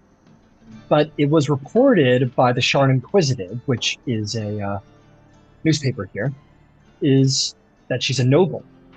Find out what else the broadsheet publishers know about her and report back to me. Sounds simple enough. Who are you? So never mind. I'm just in the back. She just smiles. She jokes. Says, excellent. That is your mission. Good luck. Best of luck. May the silver light guide your path. And the sovereign host, of course. Thank you very much. Yeah, we'll just take our leave. That's refreshing. Reconnaissance, it seems, a little bit. That sounds simple enough to start with. I'll knock that one out. Nah, we should bop people first. I might tend to agree with Miss Dewdrop. I'm scared of getting bopped myself, so I'm inclined to agree with Selena. Nice. Tally's standing outside of the cathedral, waiting for you guys to walk out. Okay. Yeah, I'm cool. I don't follow religion. Ooh. Okay. Ew, look at that. You pray to a god? Yeah. No money for you. I don't either, but you don't see me. No, I'm outside. outside. I'm just playing. I'm Yeah, kidding. we'll walk out. no. I'm just playing. Yeah, this one is simple. I think we can handle something else today at least. Okay. And last but not least, you guys travel to the Three Towers, the major garrison of House Beneath here, where the Sentinel Marshals rest their heads. You may go there. Those of you who have been hired on by the Sentinel Marshals, you may make your way in to find. Let's see who's here today. Not that they're distinguishable from one another at all. You're going to find, let's say, Tasra de Deneth here, Sentinel Marshal Tasra de Deneth. She says, welcome. It seems that we have some, I see that we have someone new here. Is a pleasure. She looks at you, Darwin, and says, are you new to this group? They've done good work. Are you joining them in their pursuit for the good of all? Yeah, they picked me up down in the what was it called? The lava pits, Cogs. forges, the cogs. They picked me up on the cogs, and they've been great. They're great. Excellent. And if they picked you, you must be great as well. May I say, let me ask actually, what do you find, would you be interested in joining a law enforcement, an international law enforcement agency? Do you have any rules against working for multiple? Because I'm a red hand now. What do you? Well, yes. Do you? The Red Cloak Battalion. Yes, they're very good at what they do. No, we have no strict policy against joining other factions, but we do, of course, hope for loyalty. Well, what do you stand for? Who are you? I We are noticed Sorry. All right, I was just saying, like, I noticed the aesthetic, but I don't know much about beyond that. And as a note, as far as the aesthetic goes, you entered this like huge, like almost fortress-like building with three massive spires coming out of it. In the main square, you would have seen like a great number of recruits training in like advanced combat technique drills with shield and sword. And as you walked in here, you see that this woman with blonde hair into a single braid, she wears this like black jacket and has a number of badges strapped to her, of various intricacies, we'll say. She says, the Sentinel Marshals are the only international law enforcement agency that exists here in Port Bear. We are able to enforce law across national boundaries without having to worry about red tape. And I like to think that we're pretty damn good at it. We serve the greater good. We do not have national alliances, which makes us much more effective. But it is just that. We do serve the greater good. If you were interested in upholding the law for the greater good, we might be very interested to have your assistance.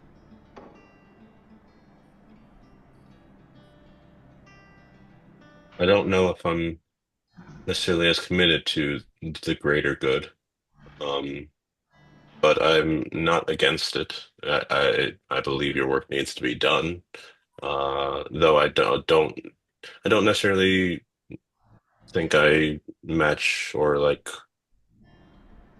I don't think I'm a good fit as far as your convictions go. You seem to be very convinced in your righteousness, and I don't know if I'm well, I'm not trying to tell them that they're not righteous, but I'm just trying to say that I I'm not one You're to do not something for the righteous. greater good. Yeah. You're not. Well, I appreciate your blunt honesty and analysis of your moral compass. So thank you for saving us the time of having to fire you. Now, and she turns her attention to the two deputies here of the Sentinel Marshals. Or actually, how many people here are Sentinel Marshal deputies who are, I think it's just Benrig and Celine, honestly. Am I one? I think you weren't convinced in your own goodness. Are you a Sentinel Marshal? I don't know. Yeah, you fell through the roof, remember? Oh, yeah. And you're like, yeah, Yeah. shit, I'll join. Grand entrance, shit, I'll join. Says, It's like, so we've excellent. reached an accord then. Yeah, basically. So, very well. Deputies of the Sentinel Marshals, here is your objective. Uza Solzef is an old woman who sells books out of a narrow three-story building on Sorn Street in... Oh, God. Sorry, little mid-translation here. I want to mix it up. Oh, okay, sure. In Lower Tavix Landing. On Stone Street in Lower Tavix Landing.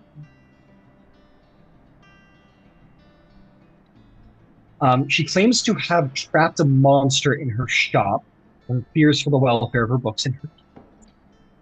Now, the City Watch isn't likely to lend their hand, given uses prosperity, or excuse me, oh my god, this is killing me. Propensity, there it is. Given Uza's propensity for tall tales, but the Sentinel Marshal owes her a favor.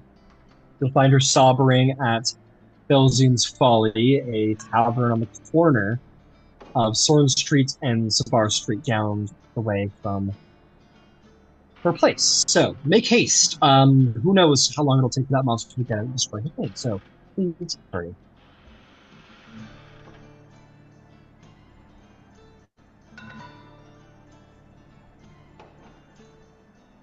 Oh, I have a question for you. Oh, sure. Remember the last mission you gave us to go speak to Maxine and find out what she knows?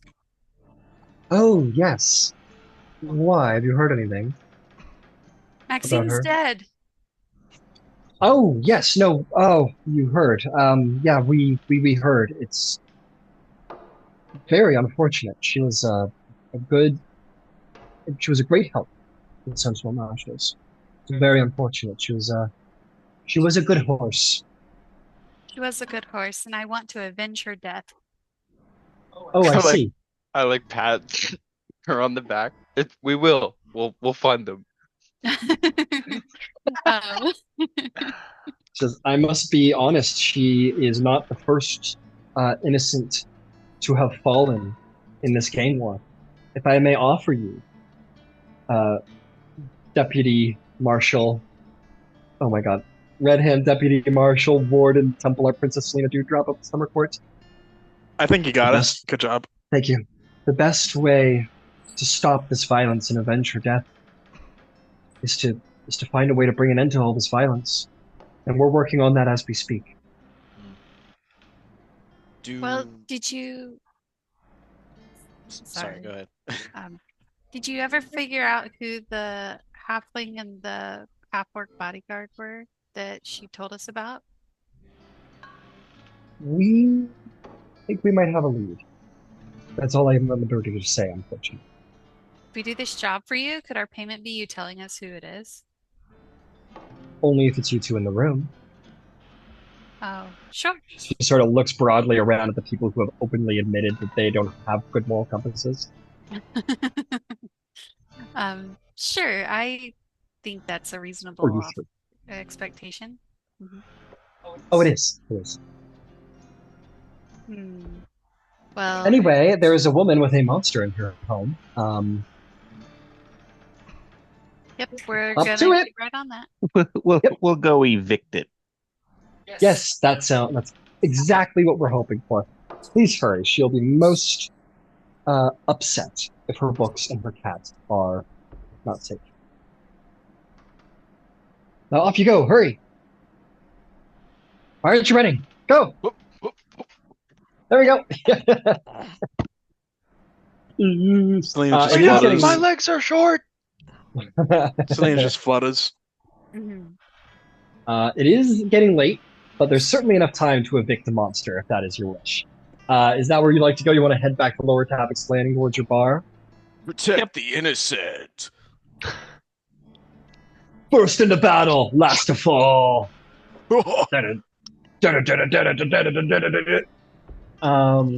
New right. Doom came out. Yeah, I heard that. Yo, I want to play that shit so fucking bad, dude.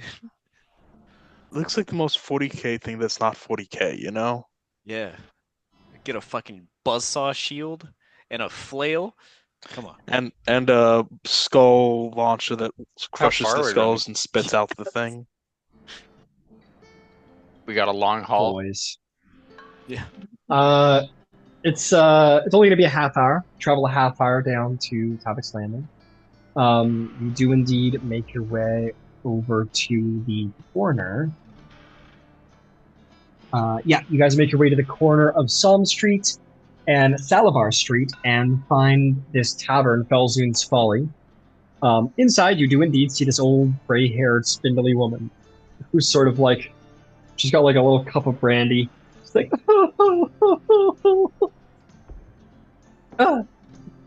she's like crying to herself in the corner. Drinking away sorrows. I've been there, madam. Oh, it's terrible. It's truly terrible. What is the city coming to? We not are to- with. Sorry, we Oh, are go with ahead. the Sentinel Marshals. We were Sent by told. the Sentinel Marshals? We were alerted that you may have a some kind of monster trapped in your shop. Oh yes, I do. It's a horrible monster. What kind? Can you give a description? It's this horrible creature. This it was like this man, this monstrous man with so many eyes, so many eyes. Do we have any idea what she might be talking about? No. Okay. 2 legs, 2 arms, and just a lot of eyes on his face, or That's not... Do you have a key, madam? Gives you a key. Thank And you. where is said beast? She's my home. My home is the 3-story building just down Sword Street there. Right in the middle. Third from the end, from the side. Oh, okay. Uh, we We'll will. go. Yeah. Yes, please hurry, my cat's in there. You must save my cat. We'll do our best, ma'am. You mustn't let it hurt, Philippa. Okay, Oh, we're we'll walking up. rescue Philippa. Oh, bless you, young lady. Bless you. If there's one thing Selena cares about, it's cats. Yeah. I do love a furry kitty cat. All right. Let's go. Speaking of, before we go in anywhere, I go to a thing on my shoulder, my cat on my shoulder, and kind of like uh, shake my head towards the group and like do your thing.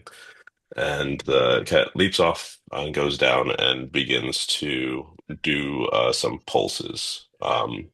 But assuming this is before combat, so I don't necessarily need to be like I could. I'm trying to give everyone some temp HP. But Nice. yeah. Right on. Yeah, buddy. Let's see. So you did go with the artillerist, I see. I did. Before we go in, Ryan, I'm gonna cast Mage Armor on myself. Hey, always a great choice. Before we go in, I'll cast plot armor on myself. Ooh, one the up spell, me. The spell's a little too high level. Then Yeah, that's you're true. capable That's of true. casting. Yeah, but there's a downside to plot armor, Tally. It's it's the bullseye target that it puts in the middle of your chest. Yeah. A fair trade-off, though, I'd say. As long as you're not the humorous, plucky side character. Hey, he's not either of those things. He like has an identity crisis for a second. Like, am I the funny, The plucky comic relief? plucky comic relief? Oh no! Oh man, I'm gonna die this episode. this is the one. Or this is the episode you lock in. Or it's the episode I lock the fuck in. But your lock-in episode is like your one life, so you gotta use it sparingly. You know what I Yeah, mean? this is Rock Lee taking the bracers off. One of my favorite scenes in anything I've ever watched, ever. Like, he thinks that taking off those leg braces are gonna help. No, I think I'd get more into Naruto if it wasn't so filled with filler, you know? You can watch it without it. Yeah, I know, just I don't have time to get, like, how much is it? 500 episodes? I think it cuts it down when you go to like a certain website. Down to like maybe 200, something like that. So you're right, it is mostly filler, I guess. Yeah. Yeah, those Fjarlund plays about Naruto, those stage plays, they're pretty great.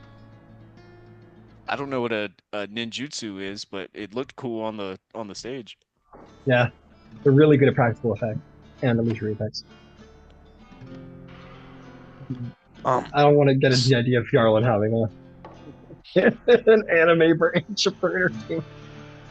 Anyway, you guys get to the three-story house. You get to the three-story house. So, yeah. Did the old lady say which level the monster was on? No, she is not in the house, so she does not know. Is there like a deck up there somewhere? A deck? No, there's no deck. Okay, so there's nothing like you can stand on outside. like about on second or third level? Let's start on the bottom floor, Mr. Fjarlin. I'm not We have a Viotelli, key. Exactly. Everyone should have 7 hit points or 7 temp hit points. 7 temp HP. This shit is gonna get a lot of mileage throughout the campaign, dog. Nice. Unless that's someone great. destroys your robot. Dun dun dun. Well, he's back on my shoulder. I'll I just definitely go do up not and say that unlock in-game. the door. Yeah, go do it.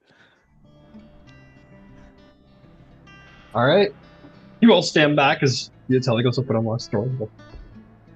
Scooby Dooing behind him. You unlock the door. The door unlocks. You see that the main floor is a bit of a bookshop. And you hear everything's tossed, like the place is fucking tossed. And you hear, coming from probably the third floor, based on how muffled it is, you hear. Oh, you can't hear me because of the sound suppression. Hang on. Let me turn that down just for a moment so I can make a weird sound.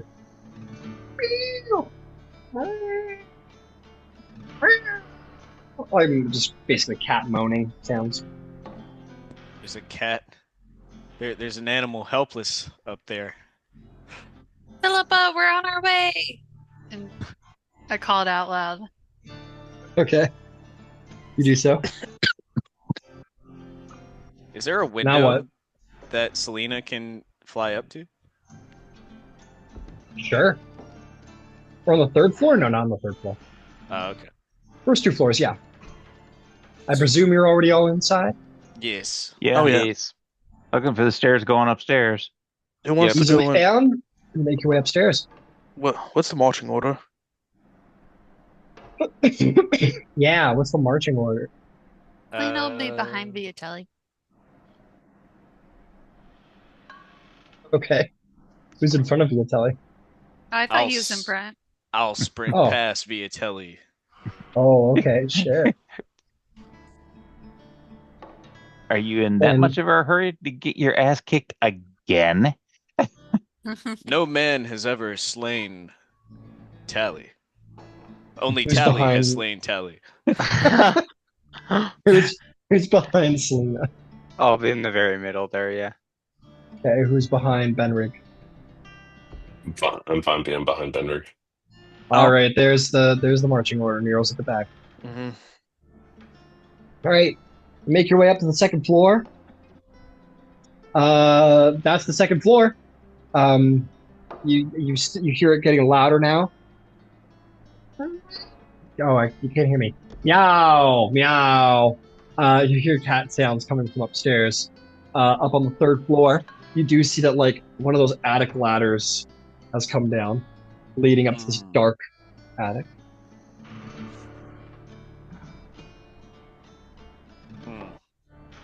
Pretty sure. Are you still going first, Tally?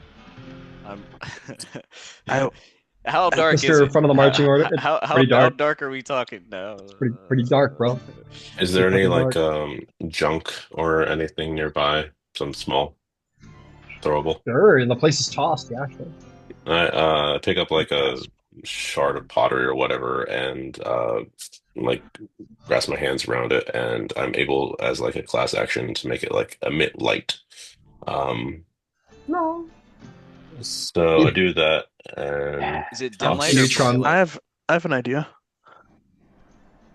Jimmy Neutron style, Darwin like takes it, hides it in his hand, and it turns into like a pottery light, like light stick, like an old '90s cop thing, but it's made of Oh. pottery.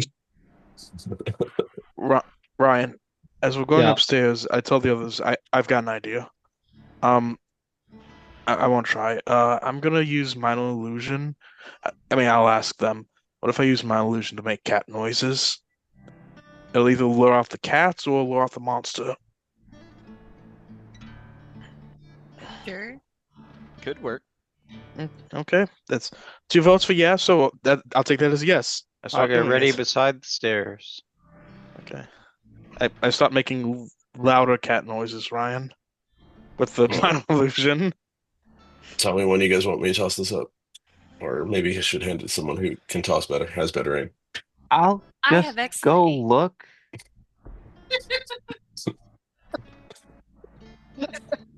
I hand Darkness the hides no secrets for me. None. There you Hell yeah. Yeah, you guys look back at Viotelli. One of you has like pottery nightstick. One of you's like making cat noises from their hand. Viotelli will roll his eyes and just apparate his sword and head up to the attic. Full yeah, you guys are like got the light and you're trying like making cat noise and whatever. Viotelli just kind of like steps past and like apparates his like dark samurai blade in his hand and like walks up because he's him. I'm And one up as by it- a fucking Fjarlin, and I follow behind. All right, you follow behind. You get to the top of the stairs, Viotelli, and as you turn around, who's behind? Okay, we'll stick with the same marching order. So then it's Selena. Yeah. As you guys turn around, you see, you hear the sounds, and as you turn to look at the cat sounds, you're going to see this guy standing there who is just white, head to toe, black circles around his eyes, and in that moment he goes, and like all of these eyeballs shoot out of the side of his head in all different directions. And I need a wisdom saving throw from the party as we enter initiative. Because he heard you were coming. Would it Because just of the- be Viotelli and me? Well, I assume everyone else is going with you guys. Unless you're letting them handle this. No, I'm following. Okay. Hell yeah. I'm coming along. at 20. Appreciate that, guys. We will roll initiative. We keep track of your number, but we will go to break. It is about that time. A roll initiative too. Yeah, everybody roll initiative and a wisdom saving throw. But we'll take track of all of that when we get back.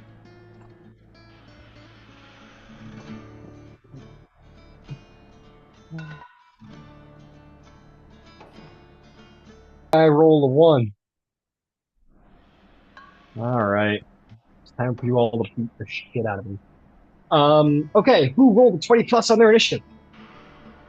20. 20. Who rolled a 15 plus? Yeah, 15. Who rolled a 10 plus? Sorry, Talenta 19 initiative. And do you want saves yet? Not yet. Okay.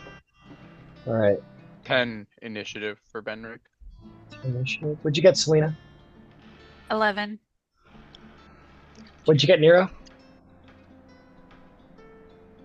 Oh, dude, what's your dex? +2. I'm not going last. That's crazy. Ha ha ha ha. Good for you.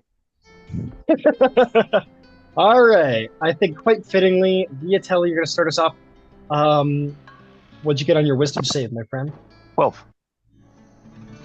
12 is a failure. You are scared. You're like, what the fuck was that? And you are frightened of this guy. What would you like to do on your turn? On my turn, I'm going to simply say, Vivian, give me strength. And I'm going to cast Calm Emotion centered on myself. Hey! Damn it.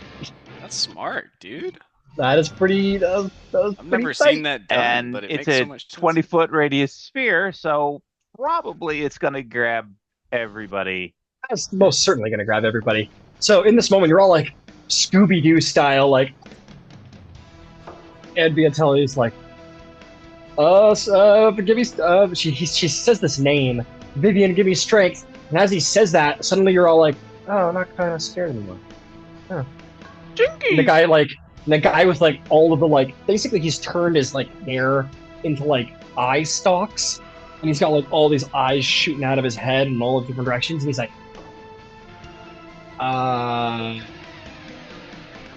he pulls out a dagger. Anything else, Viotelli? Uh, move. I'll move up to him. Okay. Lacking something better I can do. I don't really have a bonus action because I casted. So that's it. All right, fantastic. Talented Jones, you were scared, but by the grace of Viotelli's powers, you are not scared. What do you do? Just for shits and gigs, would a 17 pass or fail?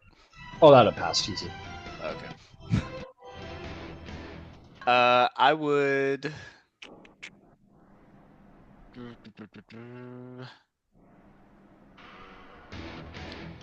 Is Viotelli within 5 feet of the individual?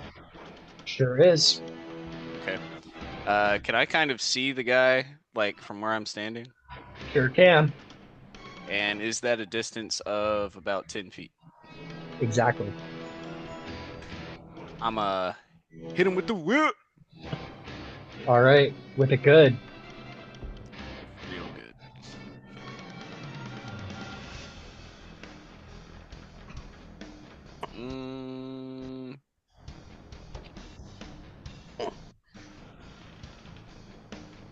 Yeah, I don't. 9 doesn't hit, right? I don't think a 9 wouldn't hit my grandma. Damn, dude, we ain't got. You got a bonus action attack. Want to whip a dagger at him? Yeah, I'll whip a dagger There at we him. go. Yeah, dagger him. Give me an attack roll. Shakayate. What'd you get? Nat 20 with the incantation. Yeah. With the incantation. All right, roll me some damage. You'll get the sneak attack. Alrighty. So that'll be 4 plus 4.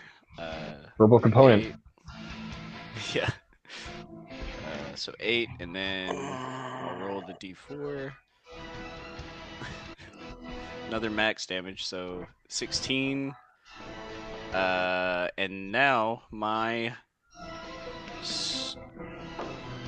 What is my sneak attack right now? It should be a d6. Is your multiclass, so it should be 1d6. That was with a dagger. 16 was a dagger. Yeah, I rolled max damage. So you rolled 4, 8 yeah, plus your crit. modifier? Yeah. So the first one, 1d4 plus 4. Obviously, since it's a crit, that's with your rules, max. That's 8.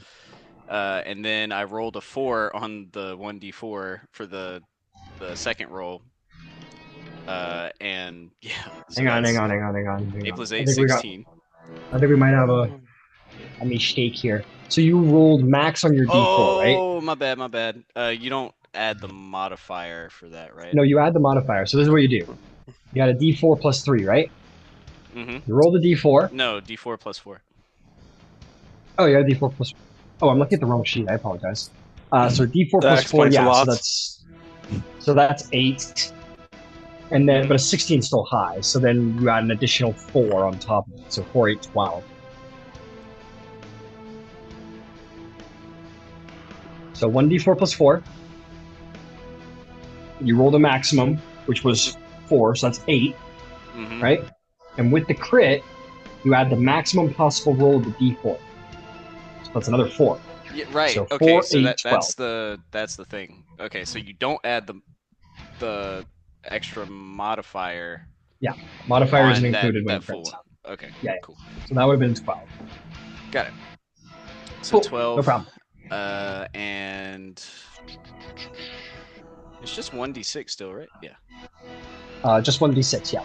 So 6 plus a roll. Oh shit. An additional 10 onto that, so 22. Jesus fuck, how do you want to kill him in one shot? Forget. Sorry, initiative, didn't need that. Okay, never mind. Yeah, and it fully misses, and he's like, and then you throw a dagger, and how do you just murder him? I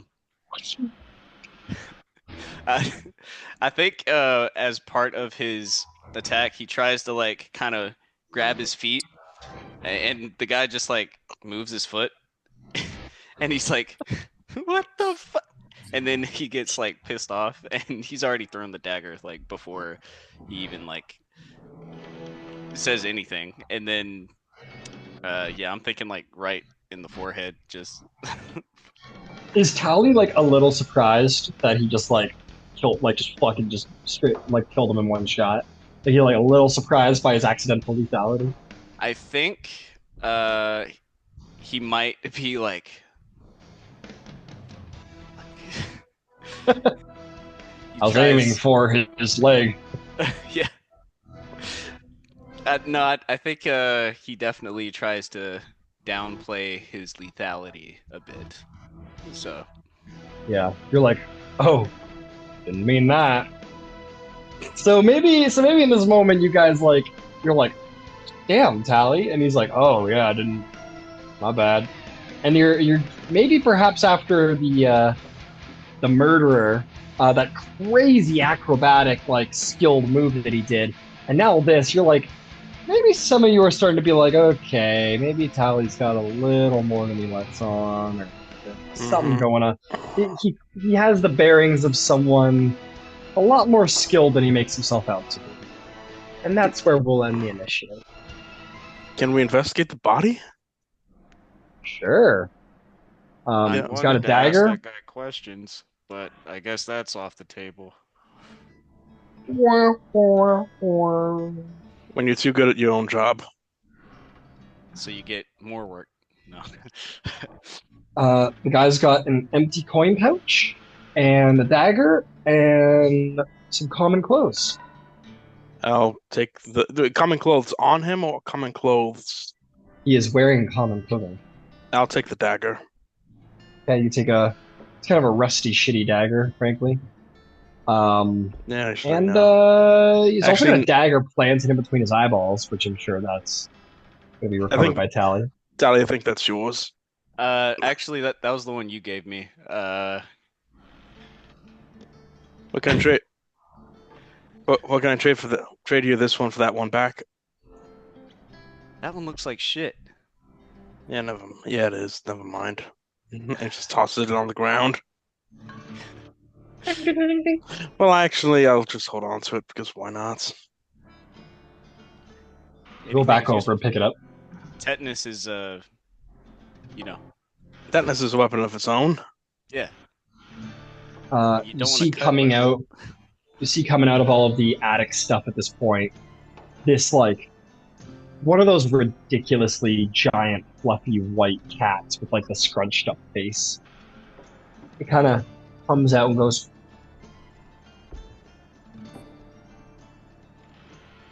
here, kitty, kitty, kitty. Muted. Oh, Philippa, come here, kitty, kitty, kitty. And she'll like get down low and try to coax it out. All right, make me a little animal handling check there. See if you can be friends. 20. The cat walks right up to you and gets in your and like slinks into your arms back, like little paws in the air, and looks up at you and kind of starts purring, like right into your arms. You, Philippa, you're such a good kitty. Yeah, and then I'll drop and then in that moment, all of the boxes in the attic just fall over, and a giant black panther like flies around the room, and then like jumps over your head and goes flying past your allies down the stairs. Smokey! Can I try to make a grapple? You try to, but I believe the panther does have a special feature that allows it to bonus action disengage. So you try to, but like trying to grab furry water, it just slinks right through your hands and nothing. Damn. Why was Smokey in here? She's never too far from me. She stays pretty close. But not with you. Well, we're working on that. Yeah. I don't know why she likes to run off all the time, but I know she loves me. Yeah. That's what I said about my ex too. Wow. Wow, mister. But we've got to worry about this cat for now. And she'll hold up Philippa. Oh yeah, I forgot the cat's name was Philippa. Yeah. Well, let's take her outside to the old lady and maybe call in the Let's city keep watch. her here. I'll go get the old lady. I'll bring her back home. But don't you want to like call the Sharn watch to clean up the dead body in the attic? I'll let them know while I'm at it. Okay, I'm We'll just just saying. tell her not to go up to her attic. I imagine that when it's chore day for the group around the place, I imagine like all you guys spend like a solid like 20 to 30 minutes coming up with like crazy, super cool plans for how to dispose of the garbage in new, amazing ways. And Viotelli's like mostly done all the chores by the time you guys have done plotting or planning. I imagine that. I'm glad we could all come to a successful chore day. All right, let's go to bed. Collect some changeling blood from the body. You want to take blood from the body? Yes. Damn. I would like Yeah, to you can take some blood. extract something, my knife from the forehead, please. You gotta like give it a little wiggle. Okay, this happens. You know what? There's a little cracking sound as the skull releases your dagger. You definitely mixed up the brain a little bit, but you got the brain, you got the blood, you got the blade back. It's good. And yes, Darwin, you managed to take a vial of changeling blood. I tilt the blade over to him like, do you want like brain samples or? See a little gray matter on just the tip. I doubt the tool was properly sterilized. It was Nero's, so. What are you talking about? Yeah. After a short walk down the street and a relieved hug from the nice lady, Uza, she's returned home to her beloved Philippa and her books. And she says, "Oh, bless all of you. Bless you, dears. Oh, thank you so much. Oh, thank you so much. Oh, I must give you a reward. I simply must give you a reward for all you've done. Wait, right here." And she is going to go upstairs. And she's going to come back downstairs. And she's going to hand you, Viotelli, a spell book. Go, take this. Take this. It's a spell book I've had for quite some time. It's got plenty of first level spells, couple of seconds in there. Please, it's the least I can do. Thank you. We greatly appreciate it. Don't go up to the third floor. We're gonna get somebody from the watch to come to help take care of the particulars of that situation. Oh, sovereign host bless you, sir. Sovereign host bless you. Thank you so much. Philippa sort of like sadly over Urza's shoulder, away from you. It's like that.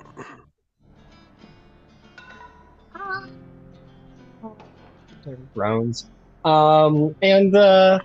Yeah, you go flash your Citadel watch badge. The Sharn watch. They throw up their hands in salute of you, and they will go clean up the body via Telly. And with that, a good day's work. You guys have work. You guys have saved a lady from an intruder in her home. It's been a good day. You guys can start heading home if you want. It's getting late. Sun's gone down. So it was just a normal just a normal humanoid, right? It's a changeling. Yeah. Just like the one we encountered in the headed Sewer. it was guarding the Cannon hideout. the guild lair or whatever Oh, it yeah. was. Oh yeah, the one that stabbed me, motherfucker. Well, this one didn't stab you. Yeah, You didn't get the chance. It's out. Be- Yeah, Tally. because Lord Tally- Fjarling killed it mean- masterfully. You killed it masterfully. No, I seem to remember that Lord Fjarlin, with his red energy emanating sword blade thing, he stabbed it through the head. Isn't that right, Fjarlin? I seem to recall something of that nature. Indeed. Gaslight girl boss gate. Okay. There was so much in like a short span. I was like, sorry. It's all good. It's all good. All right. You guys head home. Contemplate the day's event. Just another day out here on the street. This is probably going to be your life, like doing jobs for these factions, getting paid spell books and magic and renown, and opening a club. Like, life's pretty good in Sharn, you know what I mean? You've got steady work, you're getting fame, fortune, you're getting well-known friends. It's great. I smell a bus coming. No, but just okay. Big day. I mean, it's probably a lot to reflect on. Yeah. Right? Well, a lot of chore list to do that tomorrow. Do we need to give the report to the watch?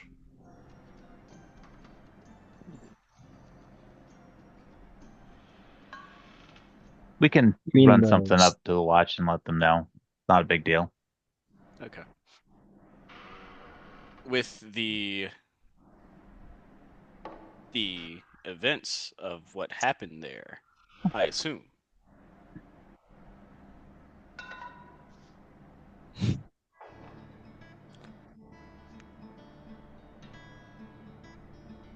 You walk by Highwall District. All those sirens in there, just slumming it. By the way, yeah, Darwin asked a good question. Do we know how much money we actually? There's a number of how much gold we made last night on opening nights. Brian hasn't done the math onto it yet. Okay. You learn the total at the end of a 10. Gotcha. Or sorry, this game doesn't have 10 days. So at the end of a week, at the end of 7 days, you get your profits. Gotcha. Thank you. But you know you broke you made a good profit last night. That's what you do. I want to I don't think I've taken a proper look around the actually. I feel like I've done a lot, so tell me if I'm like hogging anything. Go for it. You're good. I don't know. Are we on our way home right now or already there? Yeah, this was up the street. Like, this was a couple neighborhoods over, so you're making your way home. Yeah, I guess I've never gone around the shops. I'd be interested in looking for supplies to start setting up like a workshop at home. Yeah. Well, you do know that there is the Steam and Steel, which is a House Cannith licensed like smithy shop, so you can probably get whatever you need built there, and it's just outside of your home. I'm going to, yeah, go ahead. I'm going to check in on the bookshop actually and see if they can't. I mean, I'll go in there and ask them. Yeah, you're making your way there. At this point, yeah, you guys get to you get pretty close to Terminus Station at this point. There is a humongous explosion that goes off right in front of you in one of the buildings right in your neighborhood. And many of you are just from the Air Force, pushed off of your feet. Some of you, your hearing goes a little deaf for a second. Others of you just hear the sound of gasping and then screaming as one of the buildings near your neighborhood, not quite on your street, but near, maybe a block off, just explodes. Huge ball of flame just blasts the side of this building. And you guys were maybe half a block away when this happens. It's a disaster. And people are like screaming. It's chaos. You see people coming out of like the soot and rebel with like humongous burn marks like down their arm, holding their arms. People are screaming. It's like hell broke loose. We need to get these people inside somewhere. Can we open up the rest? We got space in there. There's a dance floor. I was gonna say Benrig will run out if there are any kids that come out or like families that are injured that like urgently need care. I'll follow Benrig. I'll rush up. You follow Benrig immediately, looking for like, what's going on? What's going on? Trying to like find people to help. You see this one guy come running out. Very badly hurt. In fact, he's the guy who's like holding his arm, and it's like his arm here and like all down his arm. It's just like his skin's like black. It's like terrible. Slate, yeah. Yeah, and he's like, oh god, fuck, and he's like kind of making his way away from the explosion. You guys kind of run up to him. Yeah, I'll run up to him.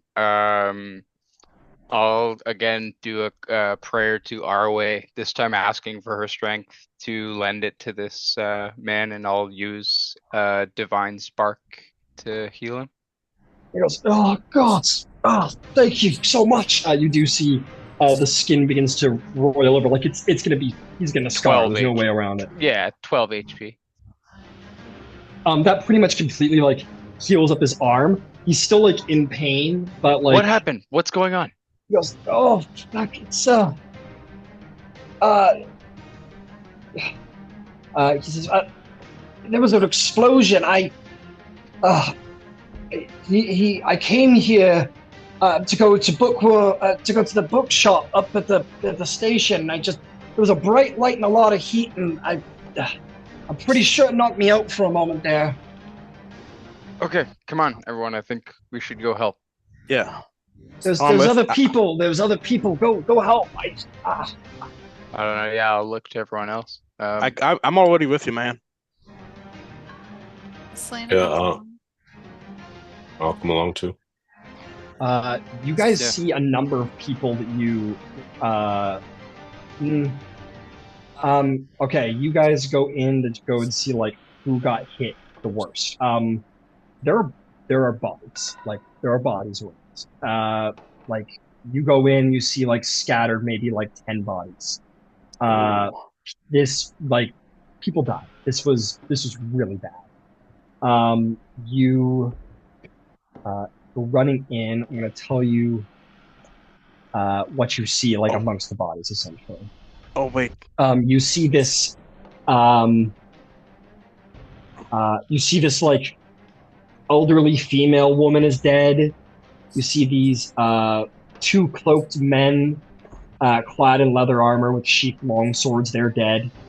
You see two human women, and one half-elf man. They're all dressed rather plainly. You see a gnome with a burned cloak. He's clutching a dagger. He's dead. You see these two female halflings. One is a flute, one is a fiddle. There's two male halflings. They're all dead. And you also hear the sound of children crying. And you look through like all of the soot and dirt from the exploded building. And you see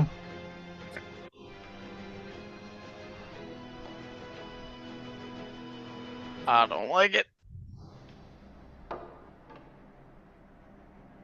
You see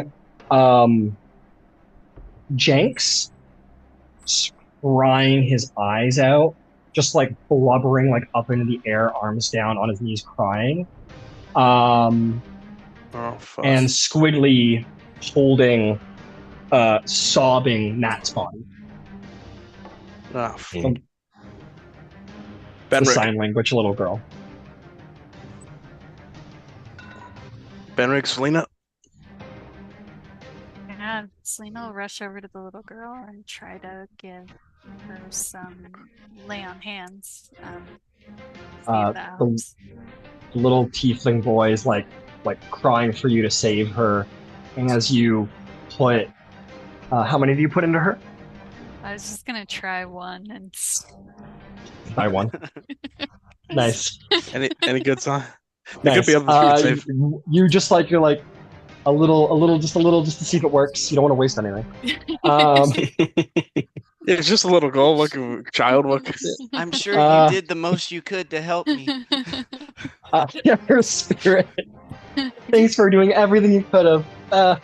Yeah. No problem. The point of healing pours out of you, but finds nothing living to heal. Oh no. Fuck. Matt died in the explosion. Fuck. Aw. Come on, you guys have to get out of here. It's not safe. Look. Yeah, I'll get try and pull them away. Get them inside the platinum rest now.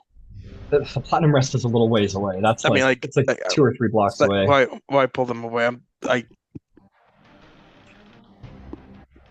Can we help looking? Like I don't think Nero's realized this yet. He's looking at the others. Does he see anyone who might be alive? Yeah, there's plenty of people who have witnessed. There was the one guy who was injured. Who's gone. The people on the ground are who wants Make a medicine check to look through the bodies and see if you can find anyone living. Okay. Am I also able to make this? Or actually, no, I probably rushed the kids out, so. 19.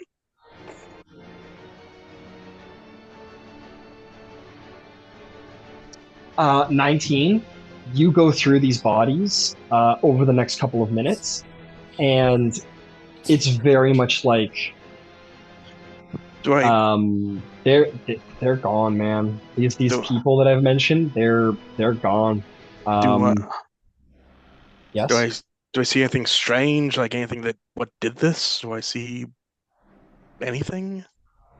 Let's see. Do you want to begin an investigation? Yeah, basically?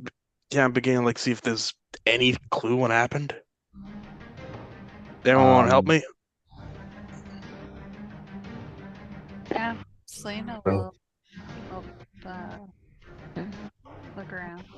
If anybody looks over at Tally during this whole thing, he's been with you guys the whole time, and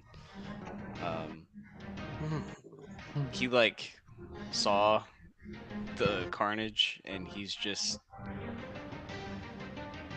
his eyes are wide, and he's just looking at the bodies with such sorrow on his face, but he's not doing anything.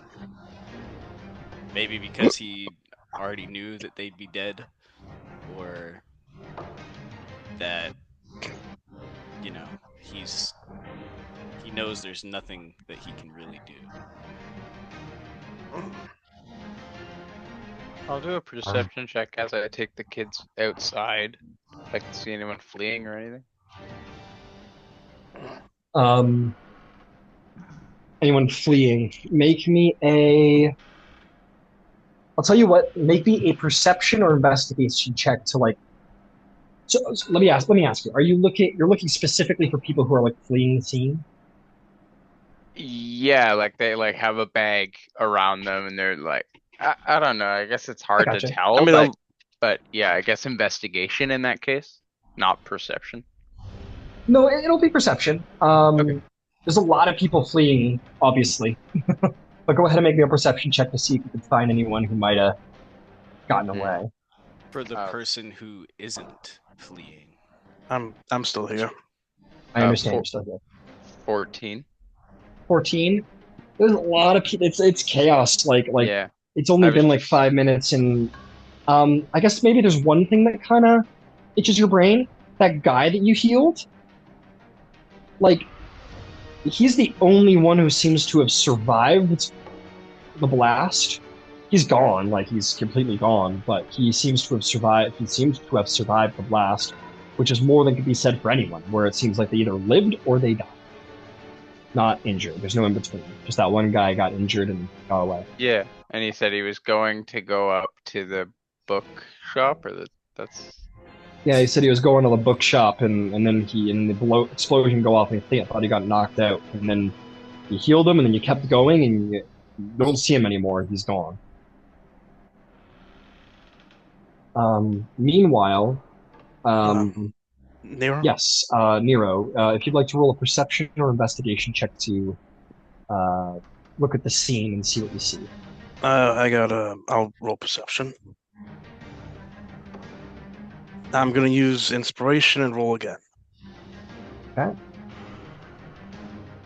7. You're just like so overwhelmed in this moment, Nero. Like you dodged the war. You know what I mean? Like Yeah. nobody you go to war and that's that. When the last war was going on, but you dodged it. You got out of it. And you, unlike probably anyone else, who's gone to war, maybe like Tally, like this is more carnage than you've ever experienced in your entire life. This is by manyfold the most incredible scene of brutality you have ever been at, and you just don't have enough. Like you're just so overwhelmed and by the carnage and the death around you. You've never experienced something like this before, and you just can't focus.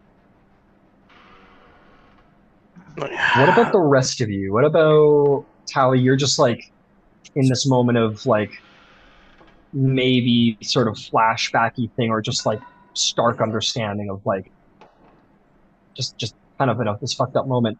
What is Selena doing? What is Darwin doing? What is Viotelli doing?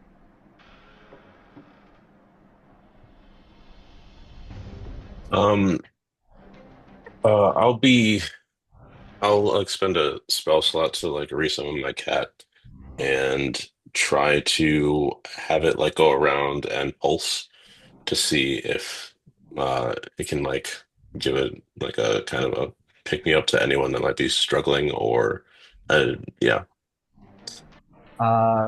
It's just like scanning around for living people that got missed, maybe. Yeah, like it's spamming. It's like little Temp HP. yeah thing to try and like hey if there's someone that's kind of like injured uh give them a little bit of adrenaline to see if we can get them to like wake up and get them out of here. She's doing this little pulse thing to try and give health to those who may have something. But in order to have 10 points, you need to have hit points, and no one in this debris has any hit points. There's no one to be saved. Not of these 11 dead. Or excuse me, 12 dead. What about Darwin himself? What about Selena? What about Viotelli? What do you guys do? And it's okay if the answer is like just standing shell-shocked by the encounter. Is the building in danger of perhaps collapsing?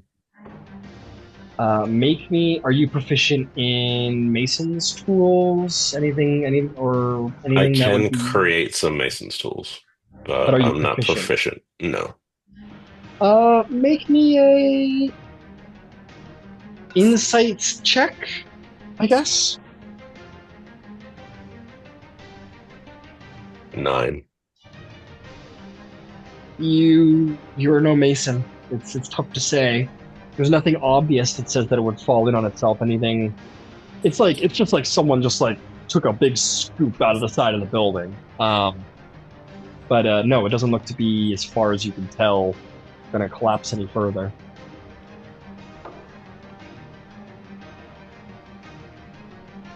Selena, Viotelli? I want to take a very specific, closer look at the two with the leather armor and cheap swords. Okay. Because out of the victims, they stand out as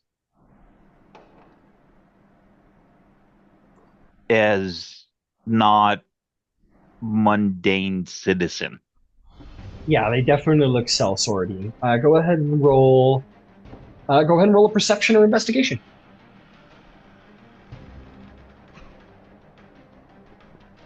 13 for investigation. You note that one of the two. Let's see here. Give me a moment. You notice they both have aberrant dragon marks. Oh no, my apologies. I apologize. No. No, my apologies. They both have Boromar clan tattoos. My apologies.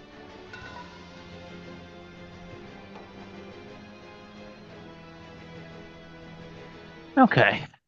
Am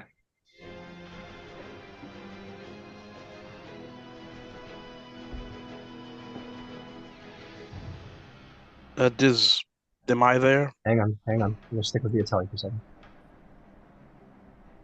If there's anything else you want to do, Viotelli, of course. After I note the tattoos on them, I want to try to pat them down for. I'm not interested in like material wealth type stuff. Yeah. But anything that would indicate why they're here. If there are, instructions, if there are, if they are carrying coin because they've been paid, half in advance type of stuff, where they have more on them than they should. There are many onlookers. Do you want to try and do this somewhat sleight of handy so that? No, okay, all right. Absolutely not. And if anybody stops me, I'm going to say I'm with the Sentinel Marshals. Fair enough. Fair enough. Yeah, you pat him down. There's no significant amount of coin on them. They've got the blades, they've got the leather armor, their swords seem to be fully sheathed. They are cloaked, however, like pretty thickly cloaked to like hide themselves, clearly. But there's nothing on them that particularly flashes at you like why they were here. There's no letters or obvious signs of reasoning for their presence. Okay. Can you relist the victims again? The dead bodies again? I will. You guys see elderly human female, the two cloaked male humans who are Boromar agents, in leather armor with sheathed longswords, two female humans, one male half-elf, a male gnome wearing burned clothing and clutching a dagger, and there are two female halflings, one with a flute, one with a fiddle, and two male halflings. There is also, as at this point, as some time is, a couple minutes have passed and everything's happening very quickly, you're going to see Kaelin suddenly just kind of appear. Actually, I'm going to get this to I think, Tali and Darwin and Selena, because it sounds like the three of you aren't like actively there. You hear, so he just kind of runs up and throws his hand on your shoulder, Tal, and he goes, "What the fuck happened?" It seems that there was a explosion. A lot of people dead. Sultans. Do you know what did this? What's going? What the hell happened? I don't know. We don't know. He looks around at all of you and he goes, "Did you see a gnome? A gnome by chance? A gnomish man." And he describes the person. You haven't seen him before. No, why? I was supposed to meet him at your establishment. I just hope he wasn't going to get caught now. What were you meeting him for? I had arranged to meet with him. He sent me a message saying he had an urgent message requiring me to meet him where I chose, so I picked your establishment as a secure location. I'm pretty sure he worked for my father, and he's been keeping an eye on me and would skulk around everywhere I would see him. And he disappeared a few weeks ago before I got abducted. I haven't seen him since, and then this message came out of nowhere. His message simply said he was carrying something valuable that belonged to my father, and he was unable to deliver it and wanted to give it to me or get help from me. Well, we can go to our establishment, but No, it's all right. I just this is insane. we That's need to alert the guards. There needs to be. It's at this time. Well, so it's at this time. I know. It's at this time that you do see a number of city watchmen appear alongside what looks to be a sergeant of the Sharn Watch, who seems to be escorting some kind of mage, some kind of somewhat heavy-set but well-groomed blonde mage-looking person in purple robes. And begins to talk to you guys, and I will go back to the site and say, Viotelli, Benrig, and Nero's, you guys are up in the business. You guys see like the watch is here, and they're probably not letting you near the like, you know, this is your last last minute or two to do something. like I was reviewing the bodies and was like, and Viotelli mentioned that there's the two thugs for like the blades. He didn't and how mention that. they were. What was that? He did not mention that. Oh, you didn't. Okay. I noticed that that one halfling had a dagger out for some reason. When he's clutching it, he's laying dead, clutching a dagger. He looks probably the most burned out of everybody. Oh, maybe he was in the center of it. I go investigate him. Okay, make me another perception or investigation check. I'm going to raise your DC because you've already made one. Okay. Anybody want to help? You're doing your thing, buddy. Okay. 16. 16. You make your way over to him. Are you going through him and his belongings quietly, or are you just kind of like rummaging through his belongings? Like I guess I do it quietly by instinct. All right, make me a sleight of hand.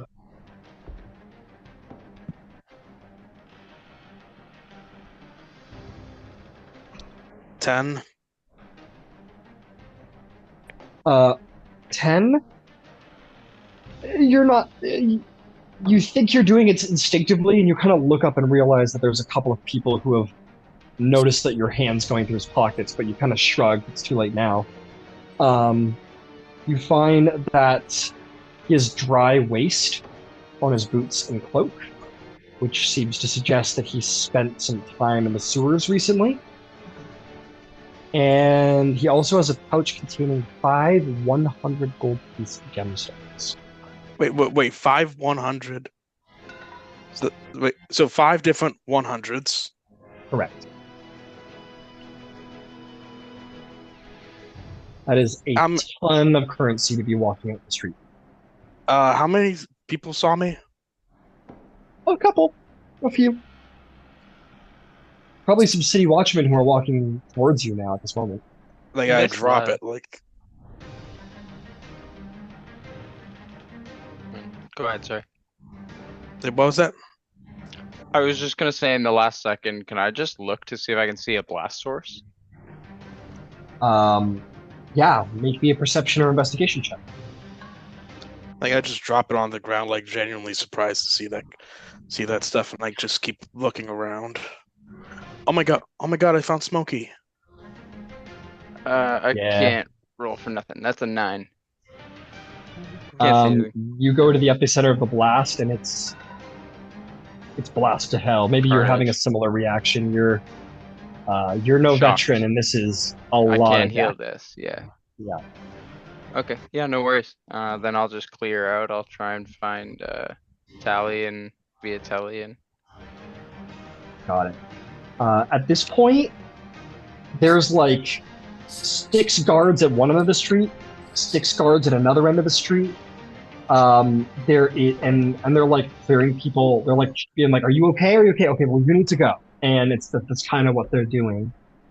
I Just join up. clearing people out of the crime scene. They hang on. Okay, sorry. You see that there are a couple of city guardsmen who are kind of aloft on flying beasts.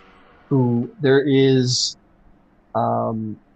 just one that's kind of like landed on a nearby building. The guy's kind of like looking around from the top at different neighborhoods. And then there's this sergeant and this mage who we're going to swing over to right now, who approaches. Before we swing around, Viotelli, was there anything else you wanted to do? Because you're there too. Actually, I'm just gonna stand up and kind of loiter right here where I am, figuring the guard will come to me if I wait long enough. Yeah, fair enough. Then we're going to swing around. This sergeant and this mage are accompanied by 20 constables who look to be like pretty well armed and pretty veteran. And this entire alley, or not alley, this entire neighborhood is just flooded with guards at this point. There is like more than 30 guards on the street now, just like checking people for wounds, questioning people, getting people out of the way, or being like, "Do you know anything? Okay, go stand over there." Just sorting out the carnage and the chaos and everything. Let's see here. Yeah, you guys are approached by some of these constables, you 3 who are in the building. And they're like, "You 3, come down from here! Come down from the crime scene immediately!" Yep. You all do so, I presume? Absolutely. Yep. You all get down. They say, one of them tends to each of you and says, like, "Are you hurt? Are you damaged? Were you in the blast?" No, we were responding. Okay, I need you to leave the crime scene immediately, sir. This is an active crime scene. We need you to make your way. If you know anything, we'll stick around. We'll question you, but you need to go now. And they start like, not manhandling, but like pretty like, let's go. To the 3 of you. Same with the 3 of you as well. Except you're going to speak to these people. This sergeant, he's got just like wild, dirty blonde hair. He's got that sort of like up all night look, like, you know, cop kind of like just tired look on his face. He's got like a thick mustache and like a 5 o'clock shadowy, like unkept beard. He's kind of spindly despite his armor. And he's like looking around. He's got like a little book, and he's just like writing like insane amounts of details as he just like looks around. This mage with like circular spectacles looks at you 3, Selena, Tally, and Darwin, and Kaelin, who's there. And he says, "Hello, sirs and madam. What did you see? If I may say so, I am Barnabas Blastwind. I am here helping the sergeant here investigate this crime scene. I was summoned to aid, if you'd be so very kind. I would love if you could tell me what you saw, what exactly happened. Oh, well, we were just walking down the road when we saw the explosion happen, and so we came running to help. We're the Platinum Watch. We're with the Red Cloak Battalion and the Sentinel Marshals. Oh my goodness, I see. Some rather well-established people. Well, I am a member of the esoteric order of Orion. It is a pleasure to make your acquaintances. The constable or the sergeant says, "Constables, I want you to start knocking on doors immediately, questioning any locals, questioning anybody who may have information about the blast." Sort of just commanding people. The mage says, "Well, I see. So, did you happen to know anything? Is there anything that you could do to assist this investigation? Good to be knowing things while it's fresh."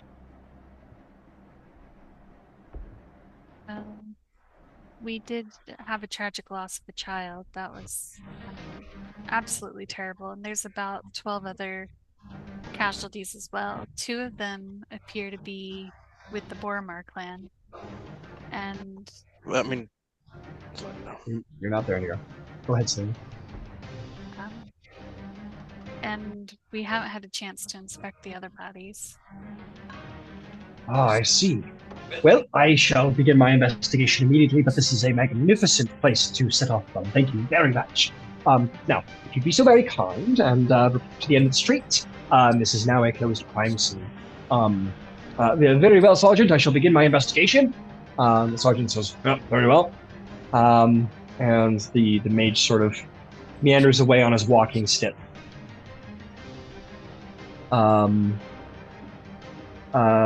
Yeah, you guys kind of are taken to the end of the street where there's like carnage and craziness. The 2 remaining urchins are just like losing it off in the corner. Halen is like asking questions. He's like, "Have you seen a gnome?" He's like, about yay big," and just kind of asking questions. Turns to all of you all and says, "Well, what are we going to do? What are you going to do?" are you asking us? Yes, all of you. You're all together now at this point. You've all kind of come together as you've been pushed to the end of the street. Did he? So Galen's told us about the gnome he was supposed to meet? About why he's here? Sure. Yeah, he reviews the gnome part. But especially you 3 who were like in the crime scene. Did you see a gnome? He was and you described him. Yeah. And you did, yes. He was at the blast. He got the worst of it. Like, he was at the center of it. Guy had like a dagger out and like 500 like gems in his pockets. Gems in his pockets? Yeah. I was looking through for a clue or something, but like, sounds like a guy who walks around in your circles.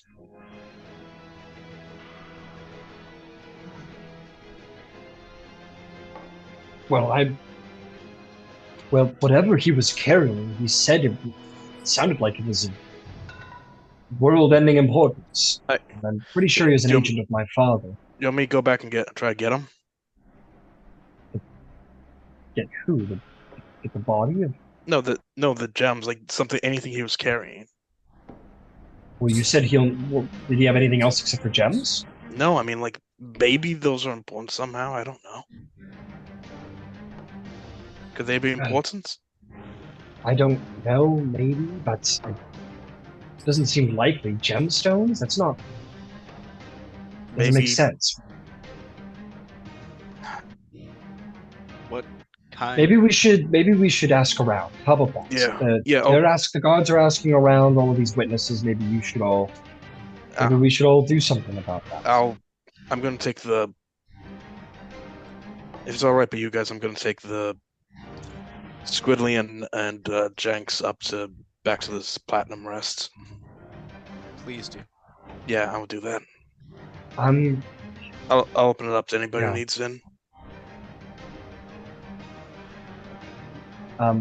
Kalen says, if you're, perhaps you should stay here. I mean, you're the Platinum Watch and all. You're all members of various. Like, maybe you should stay here and try and figure out what's the fucking bottom of this.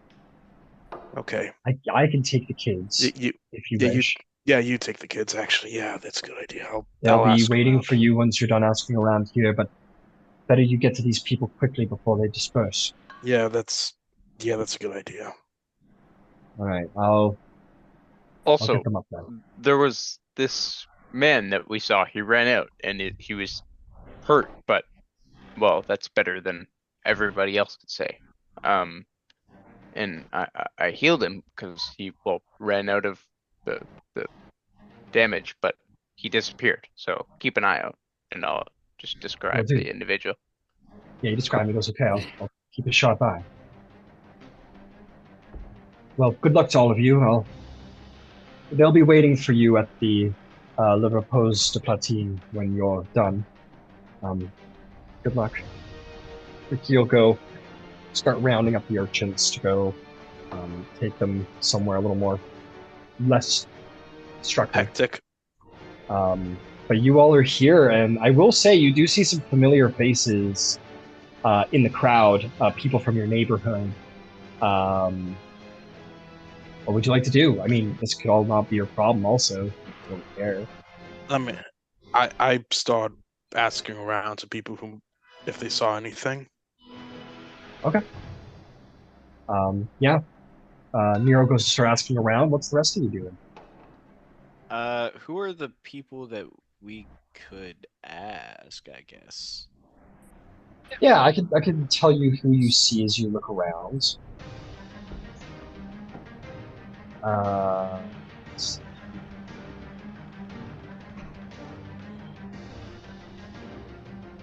You see a couple of witnesses. You see Fala Le Flair, the owner of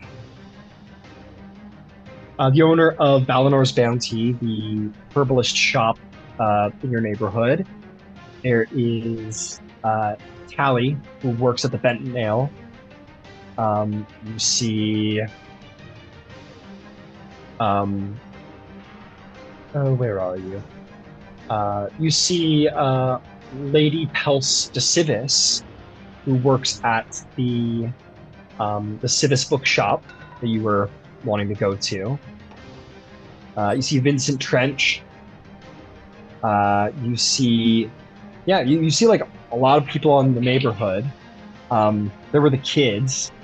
They're gone now, or soon to be gone anyway. You see this 12-year-old halfling boy who's also crying in tears, talking about his like, where's my parents? Where's my parents? I'm gonna hang out with. I'll go talk to him. Okay, you find, Thank you. and then there's a number of other people who you don't recognize necessarily, but you definitely recognize like all the people, the local businesses that you were from. Or from your neighborhood, excuse me, from the various shops. I don't know. I feel like if we went around asking some of these people, they wouldn't know anything. But I guess I'll ask you, Ryan. Yeah. So what's the significance of the building? Like what building was the one where the explosion occurred? You don't know. We've never gone in. There's never been a sign outside that it was a shop of any kind. It looked to be maybe residential, perhaps abandoned. You're not sure. Any of the people available? Sorry. What was that, Darwin? Any of the people available, like there? You said there were some shop owners. Would the shop that they run have been like within viewing distance of the place that blew up? Yeah, they're in the next block, so it's entirely possible. All right, I'll go ask them if they saw anything suspicious. Okay, Darwin's looking around, Nero's looking around. Tally, you're just kind of like assessing. Anybody else? Yeah, Selena will go ask which of the people that we know would be closest to where this thing blew up, the building. Of the people that you know, the building that would have been the absolute closest would have been Paula Lefear from Valinor's Bounty. There's also an argument about Abbey of Syria is there from Terminus Taste. He would have had he's really high up in the towers, so yeah, it would have probably been Paula Lefear. But it's also worth pointing out that like these people could have been out for a walk too. Like her building is closest, but other people could have been walking down the street. You don't know. I guess I'll start with her still. Sure, fantastic. What about the rest of you? I'm talking to the kid. Yep, I know you're talking to the kid. What about Viotelli, Tally, and Valinor? I'm going to approach Benrick. one of the guard sergeants. Okay. You want to talk to the guard sergeant. If you flash your bag, they will direct yeah. They direct the sergeant towards you, and you see the sergeant approach you, and he shakes your hand. And he says, Sergeant Seth Cornley, at your service. You are Viotelli de Farley. Lord Fiarley. I see. Well, what can I do for you? Did you have any information about the attack? Well, other than there were two of the deceased are apparently thugs of some kind belonging to the Boromir clan. I'm certain that you will have noticed the fact that amongst the deceased they are the two who are kind of armed and armored. And they both bear clan tattoos. Mostly what I'm wondering is we are fostering two, and we, meaning the Platinum Watch, are fostering two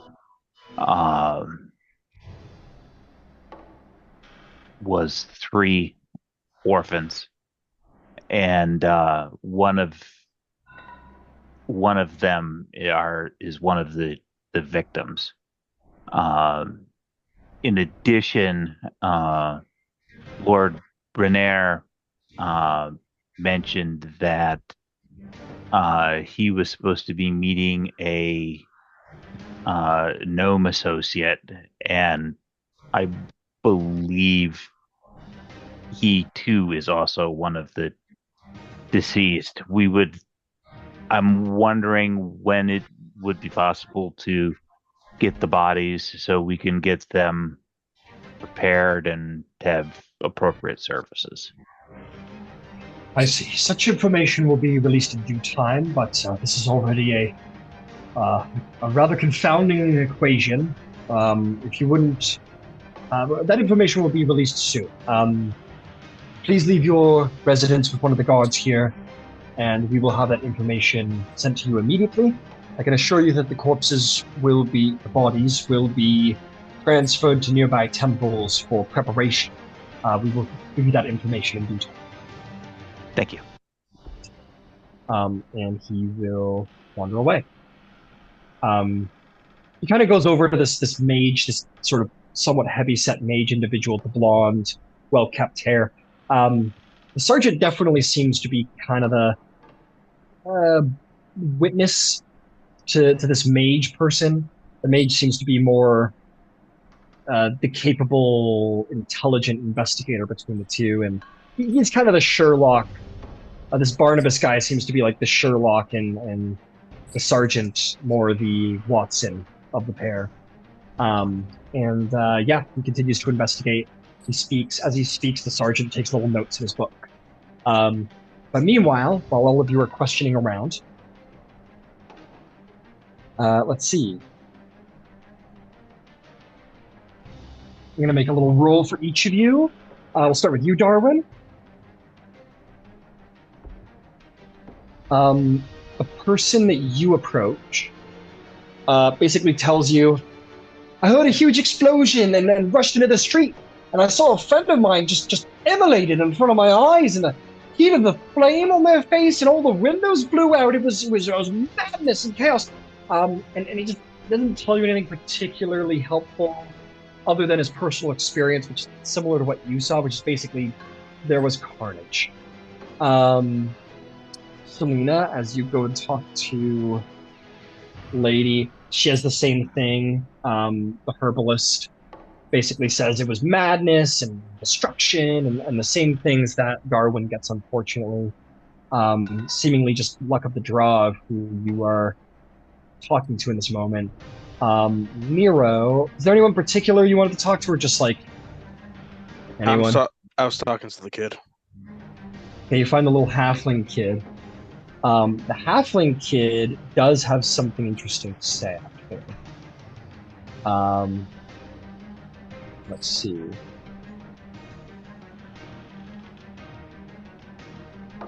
Let's see.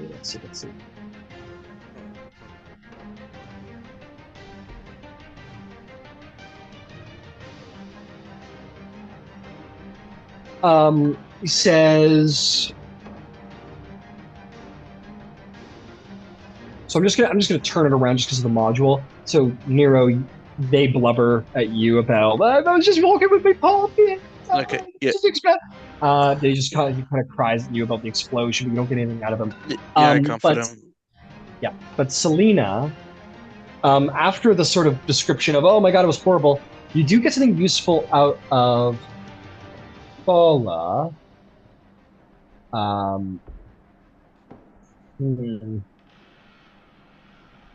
She says that, I was watering my plants in the greenhouse on the second floor of my shop. The blast blew out some windows. It's lucky I wasn't injured, but through the smoke, I saw this cloaked thing, near the. Sorry. I saw this creature. It looked like some kind of warforged, but it had no armor on it. It looked like no warforged I've ever seen. It was made with, like, it looked like copper or bronze, and it was spindly and small, and it didn't seem to move. I don't know what it was, but it was some kind of creature like a warforged, and it threw this little bead, this little red bead, and then the explosion happened.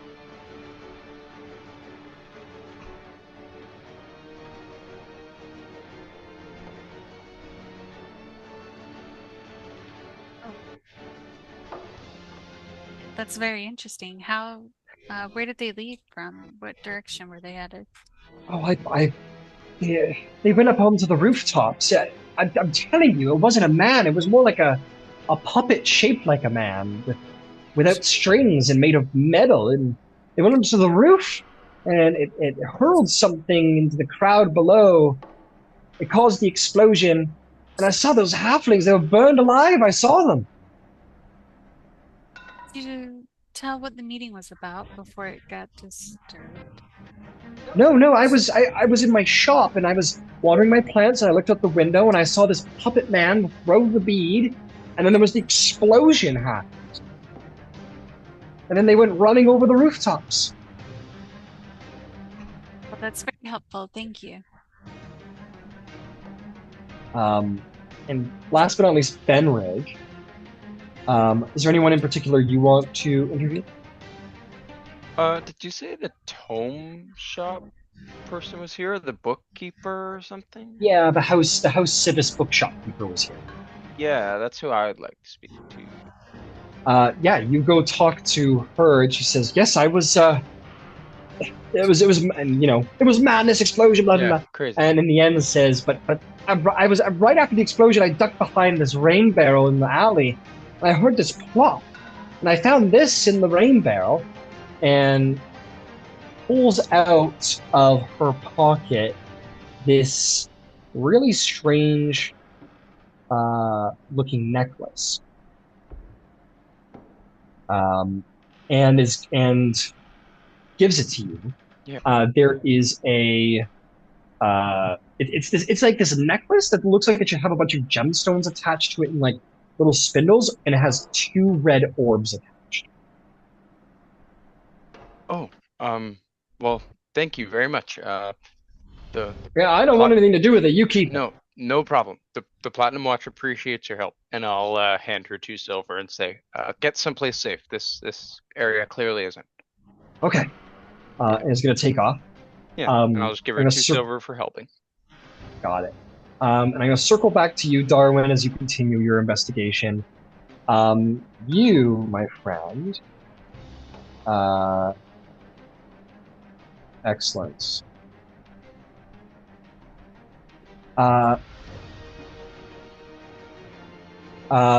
You find this one individual who says,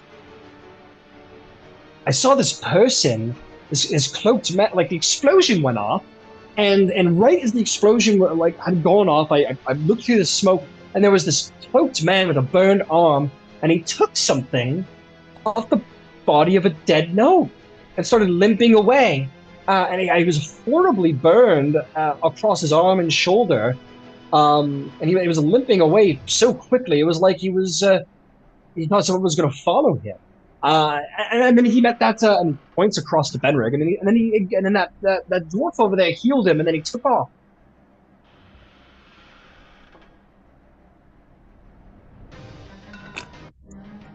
Thank you for telling me. That's very helpful information. Let me actually get back to my friends to get this information back to them, because it seems that that's a real lead. All right. Bye. Later. There's one last thing I'm gonna give you guys for you, Selena. They describe this like bronze puppet, weird automaton person. You remember a creature of a very similar description in the parade earlier this morning. Like you saw one like operating some of the like mechanisms or whatever, and yeah, you remember this like it almost looked like a naked warforge if they were like puppet-like and more robotic, and were just like made of like shining bronze parts.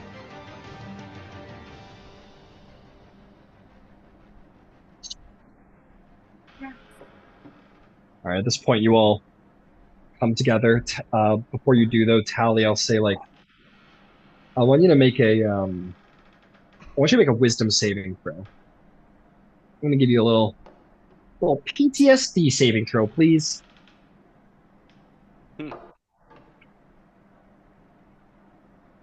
A 12.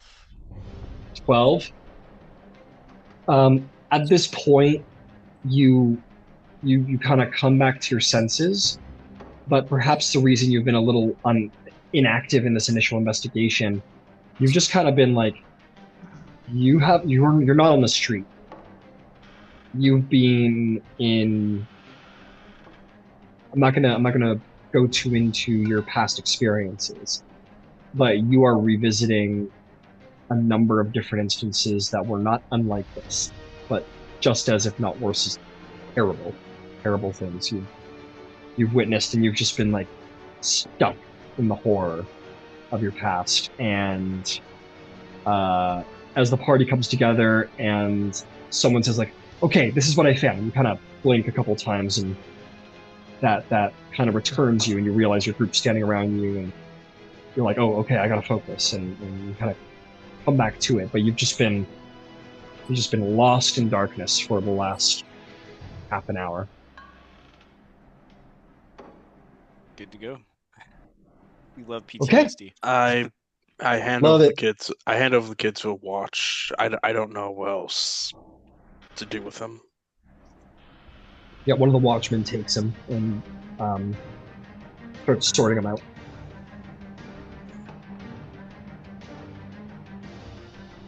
And I assume we all share what we found. Yeah, Selena will.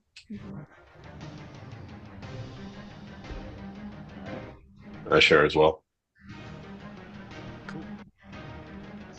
Perhaps the puppet automaton creature dropped the necklace off the roof. Yeah, somebody saw this. Still has 2 things on it. Those are probably very, very, very bad. I'm gonna put them away now.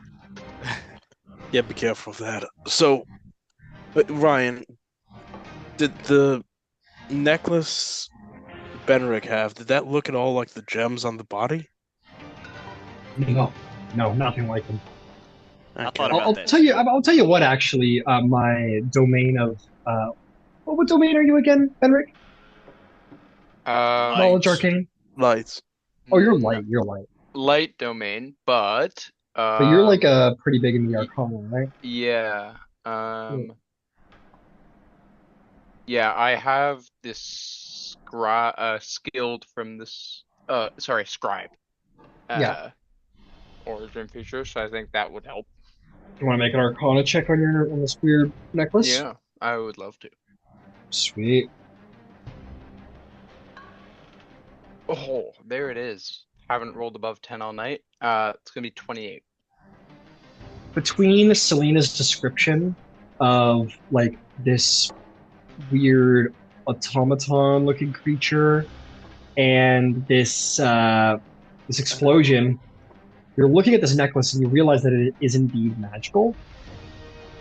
And you're pretty sure, nothing's assured, but these little orbs,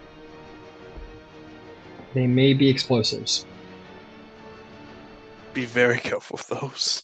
Okay, yeah, I will indeed be very careful. I won't put it on or anything, but I'll put it in like a breast pouch of my Yeah, and I will put forth in your arcane assessment as you're like, okay, these are explosives. You recognize that like they were in that person's pocket and they got like thrown into the water barrel and everything, so they've been handled pretty roughly. You think that like as long as they remain on the necklace, they're not primed. So you could probably like swing it around over your head, it'll be fine. But once you take that orb off, probably best not to do any heavy impact. Got it. Yeah. Okay. Yeah. No worries. Awesome. Yeah, I'll just put that in a little like secret pocket here. I don't want to display it at all. Fair enough. Okay. Well, it seems we have our means of explosion. It's time to hunt down that creature. Where do we even begin? Like, you said that, or someone said that it was running across the rooftops. That's right. Well, maybe,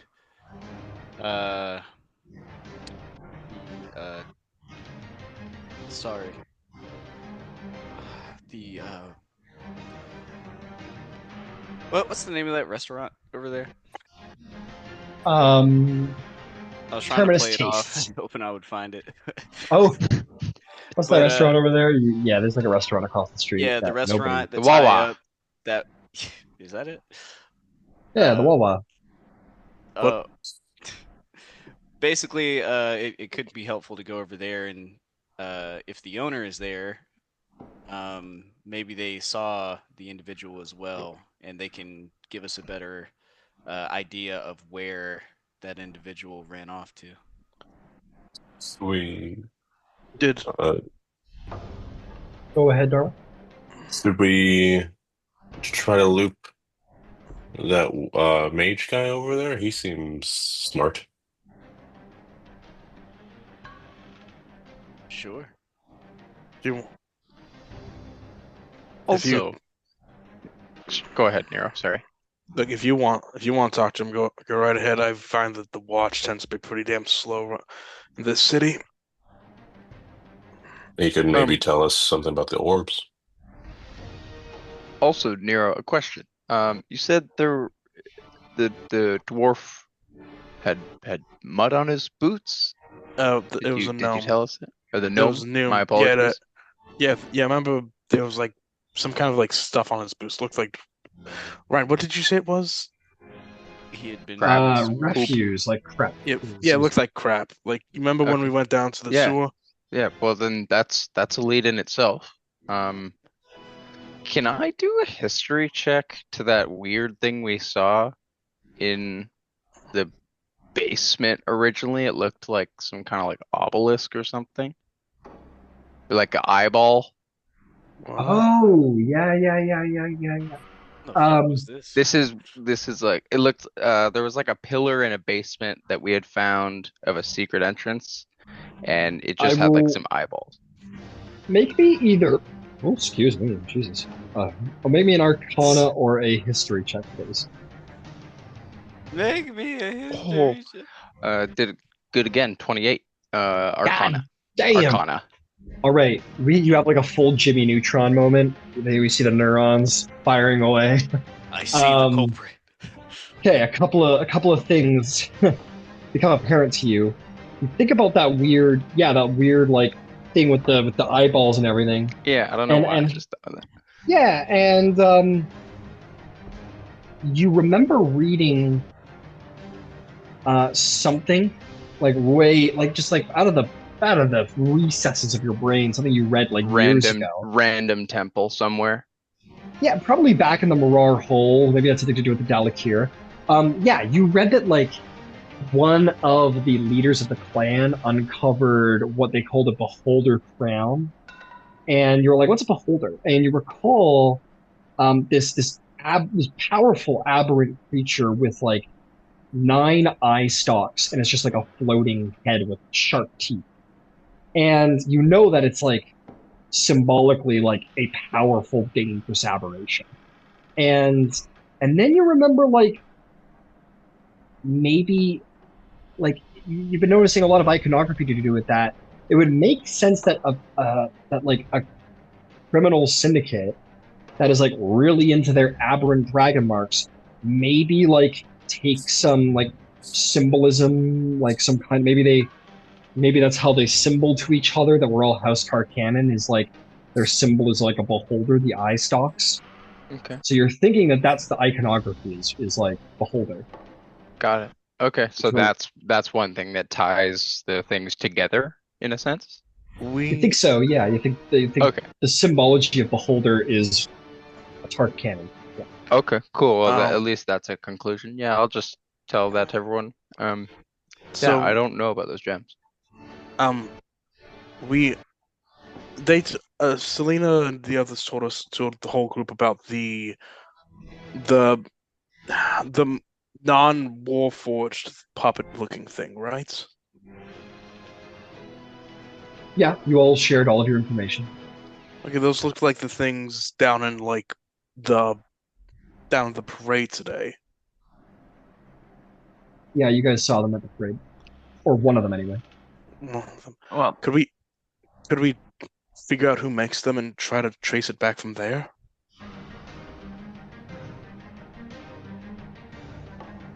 well, let's take that question a couple of steps further. Clearly, Darwin, you have some facility with automatons.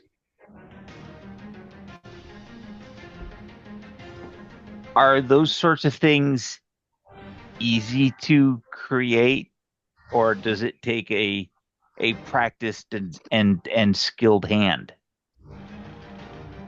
Do I need to make a check for this or no? Yeah, make me you're proficient with Tinker's tools? Yes.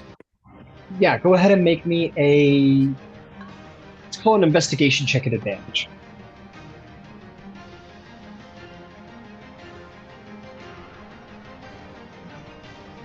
$23.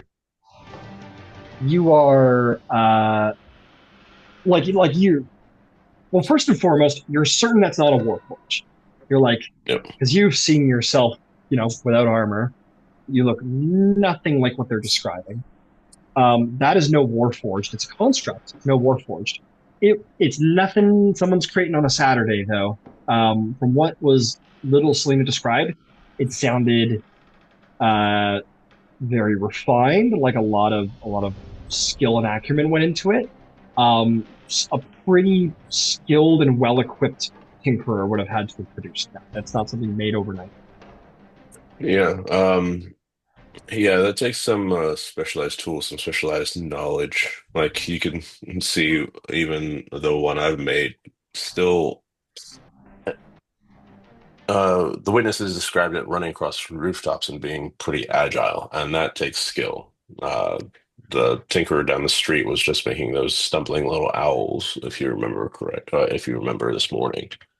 I mean, So So that does narrow it down. so the number of people who could create such an automaton have got to be small in number. So Yes, but that's something to look for. I'm kind of curious.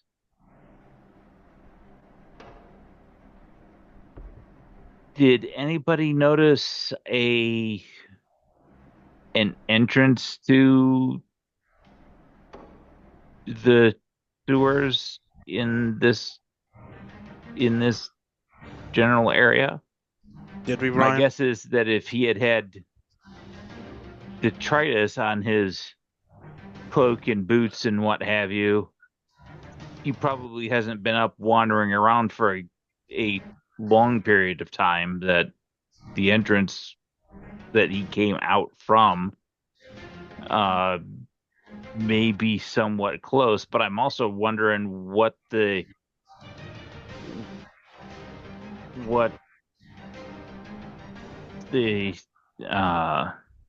councilman's son's Ryan? point of contact, why they were lurking through the sewers with hundreds of gold worth of gemstones on their person. Ryan, did the mark on him look recent? Did the mark on them look recent? The mark. Oh, yeah. Like he just got out of it recent, or I mean, tough to say because it was in the middle of like a huge blast. But I mean, early enough that it was still on his cloak. That tells you like today. What if the gems were payment of some kind? Good. And who he was paid by was in the sewers? I mean, That's why I think having a look-see for if there is an entrance nearby, perhaps we'll see some more of those symbols that we saw associated with the Boromar clan. But up this way, that may yield a path as well. I think our best course to go looking is that metal puppet thing. How expensive is it to create one of those automatons, Darwin? Darman, you never attempted such a thing, but you imagine it's pretty like not cheap. yeah, not cheap. Probably Something that polished, nothing from the garbage. You know what I mean? Like that's fresh, nicely minted parts. specialized custom parts like that. You don't find like brass or Are we bronze talking parts like like that. are we talking like gang money, or are we talking clan money? Like, do you see where I'm getting at? Like, is it Or noble money? Darwin, yeah. I think all of you like easily could say like the Bormark clan, they don't do what they do to be poor. You know what I mean? House Tarkanian doesn't do what they do to be poor. Nobles, yeah. There's any number of people in the city who have the financial clout to build something like that. But as far as the financial clout plus access to expertise to create such a thing, yeah, you're narrowing down your list at that point a little bit. We could definitely look at where these things are manufactured and try to look at who's sketchy and who's sketchy and Sharn. like okay. You're sketchy and Sharn. It feels like everyone's sketchy and Sharn, but like there's Selena's not sketchy and Sharn. Selena's the only one not sketchy and Sharn. A little sketchy. Yeah, the bopping. Yeah. The psychopathic, the indentured servitude, the psychopathic joy she takes from bludgeoning people to death. Yeah, I stand incorrected. I stand incorrected, nice. Well, whoever made the automaton, they also had these spheres, right? The orbs, so they also have expertise in explosives. Arcana craft. I don't know. Yeah. Artificing. That's such a Tally thing to say. Arcana craft. I don't know. It sounded cool. Sounded cool, I guess. Yeah. Magecraft, yeah. There we go.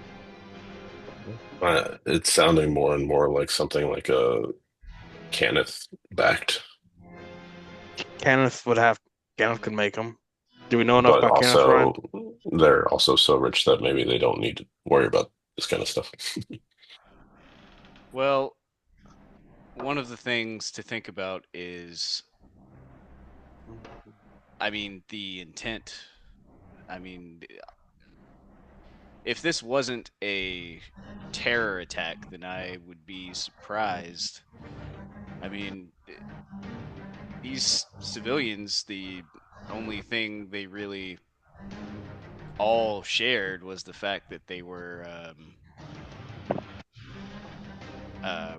Brelands, Actually, the target there's a readily available thread that we have not tugged on. Let's go talk with the councilman's son and ask him why he was meeting this gnome. Well, he did say that it was he was meeting him because this gnome apparently had something from his father that was of great importance, in his own words, world-ending importance. So, something all the more reason to go and have that conversation. Has been taken already. Yeah, I think we need to have that conversation as well. Bingo. Let's go find Caleb. All right, you guys set off from the crime scene, satisfied with what you have found here. You have discovered at least this, that this gnome, whoever he was going to meet Kalen at your establishment to pass along something of great importance from Kalen's father to him. This strange puppet automaton-looking creature dropped a fucking bomb on his head, whether it was meant for him or something else.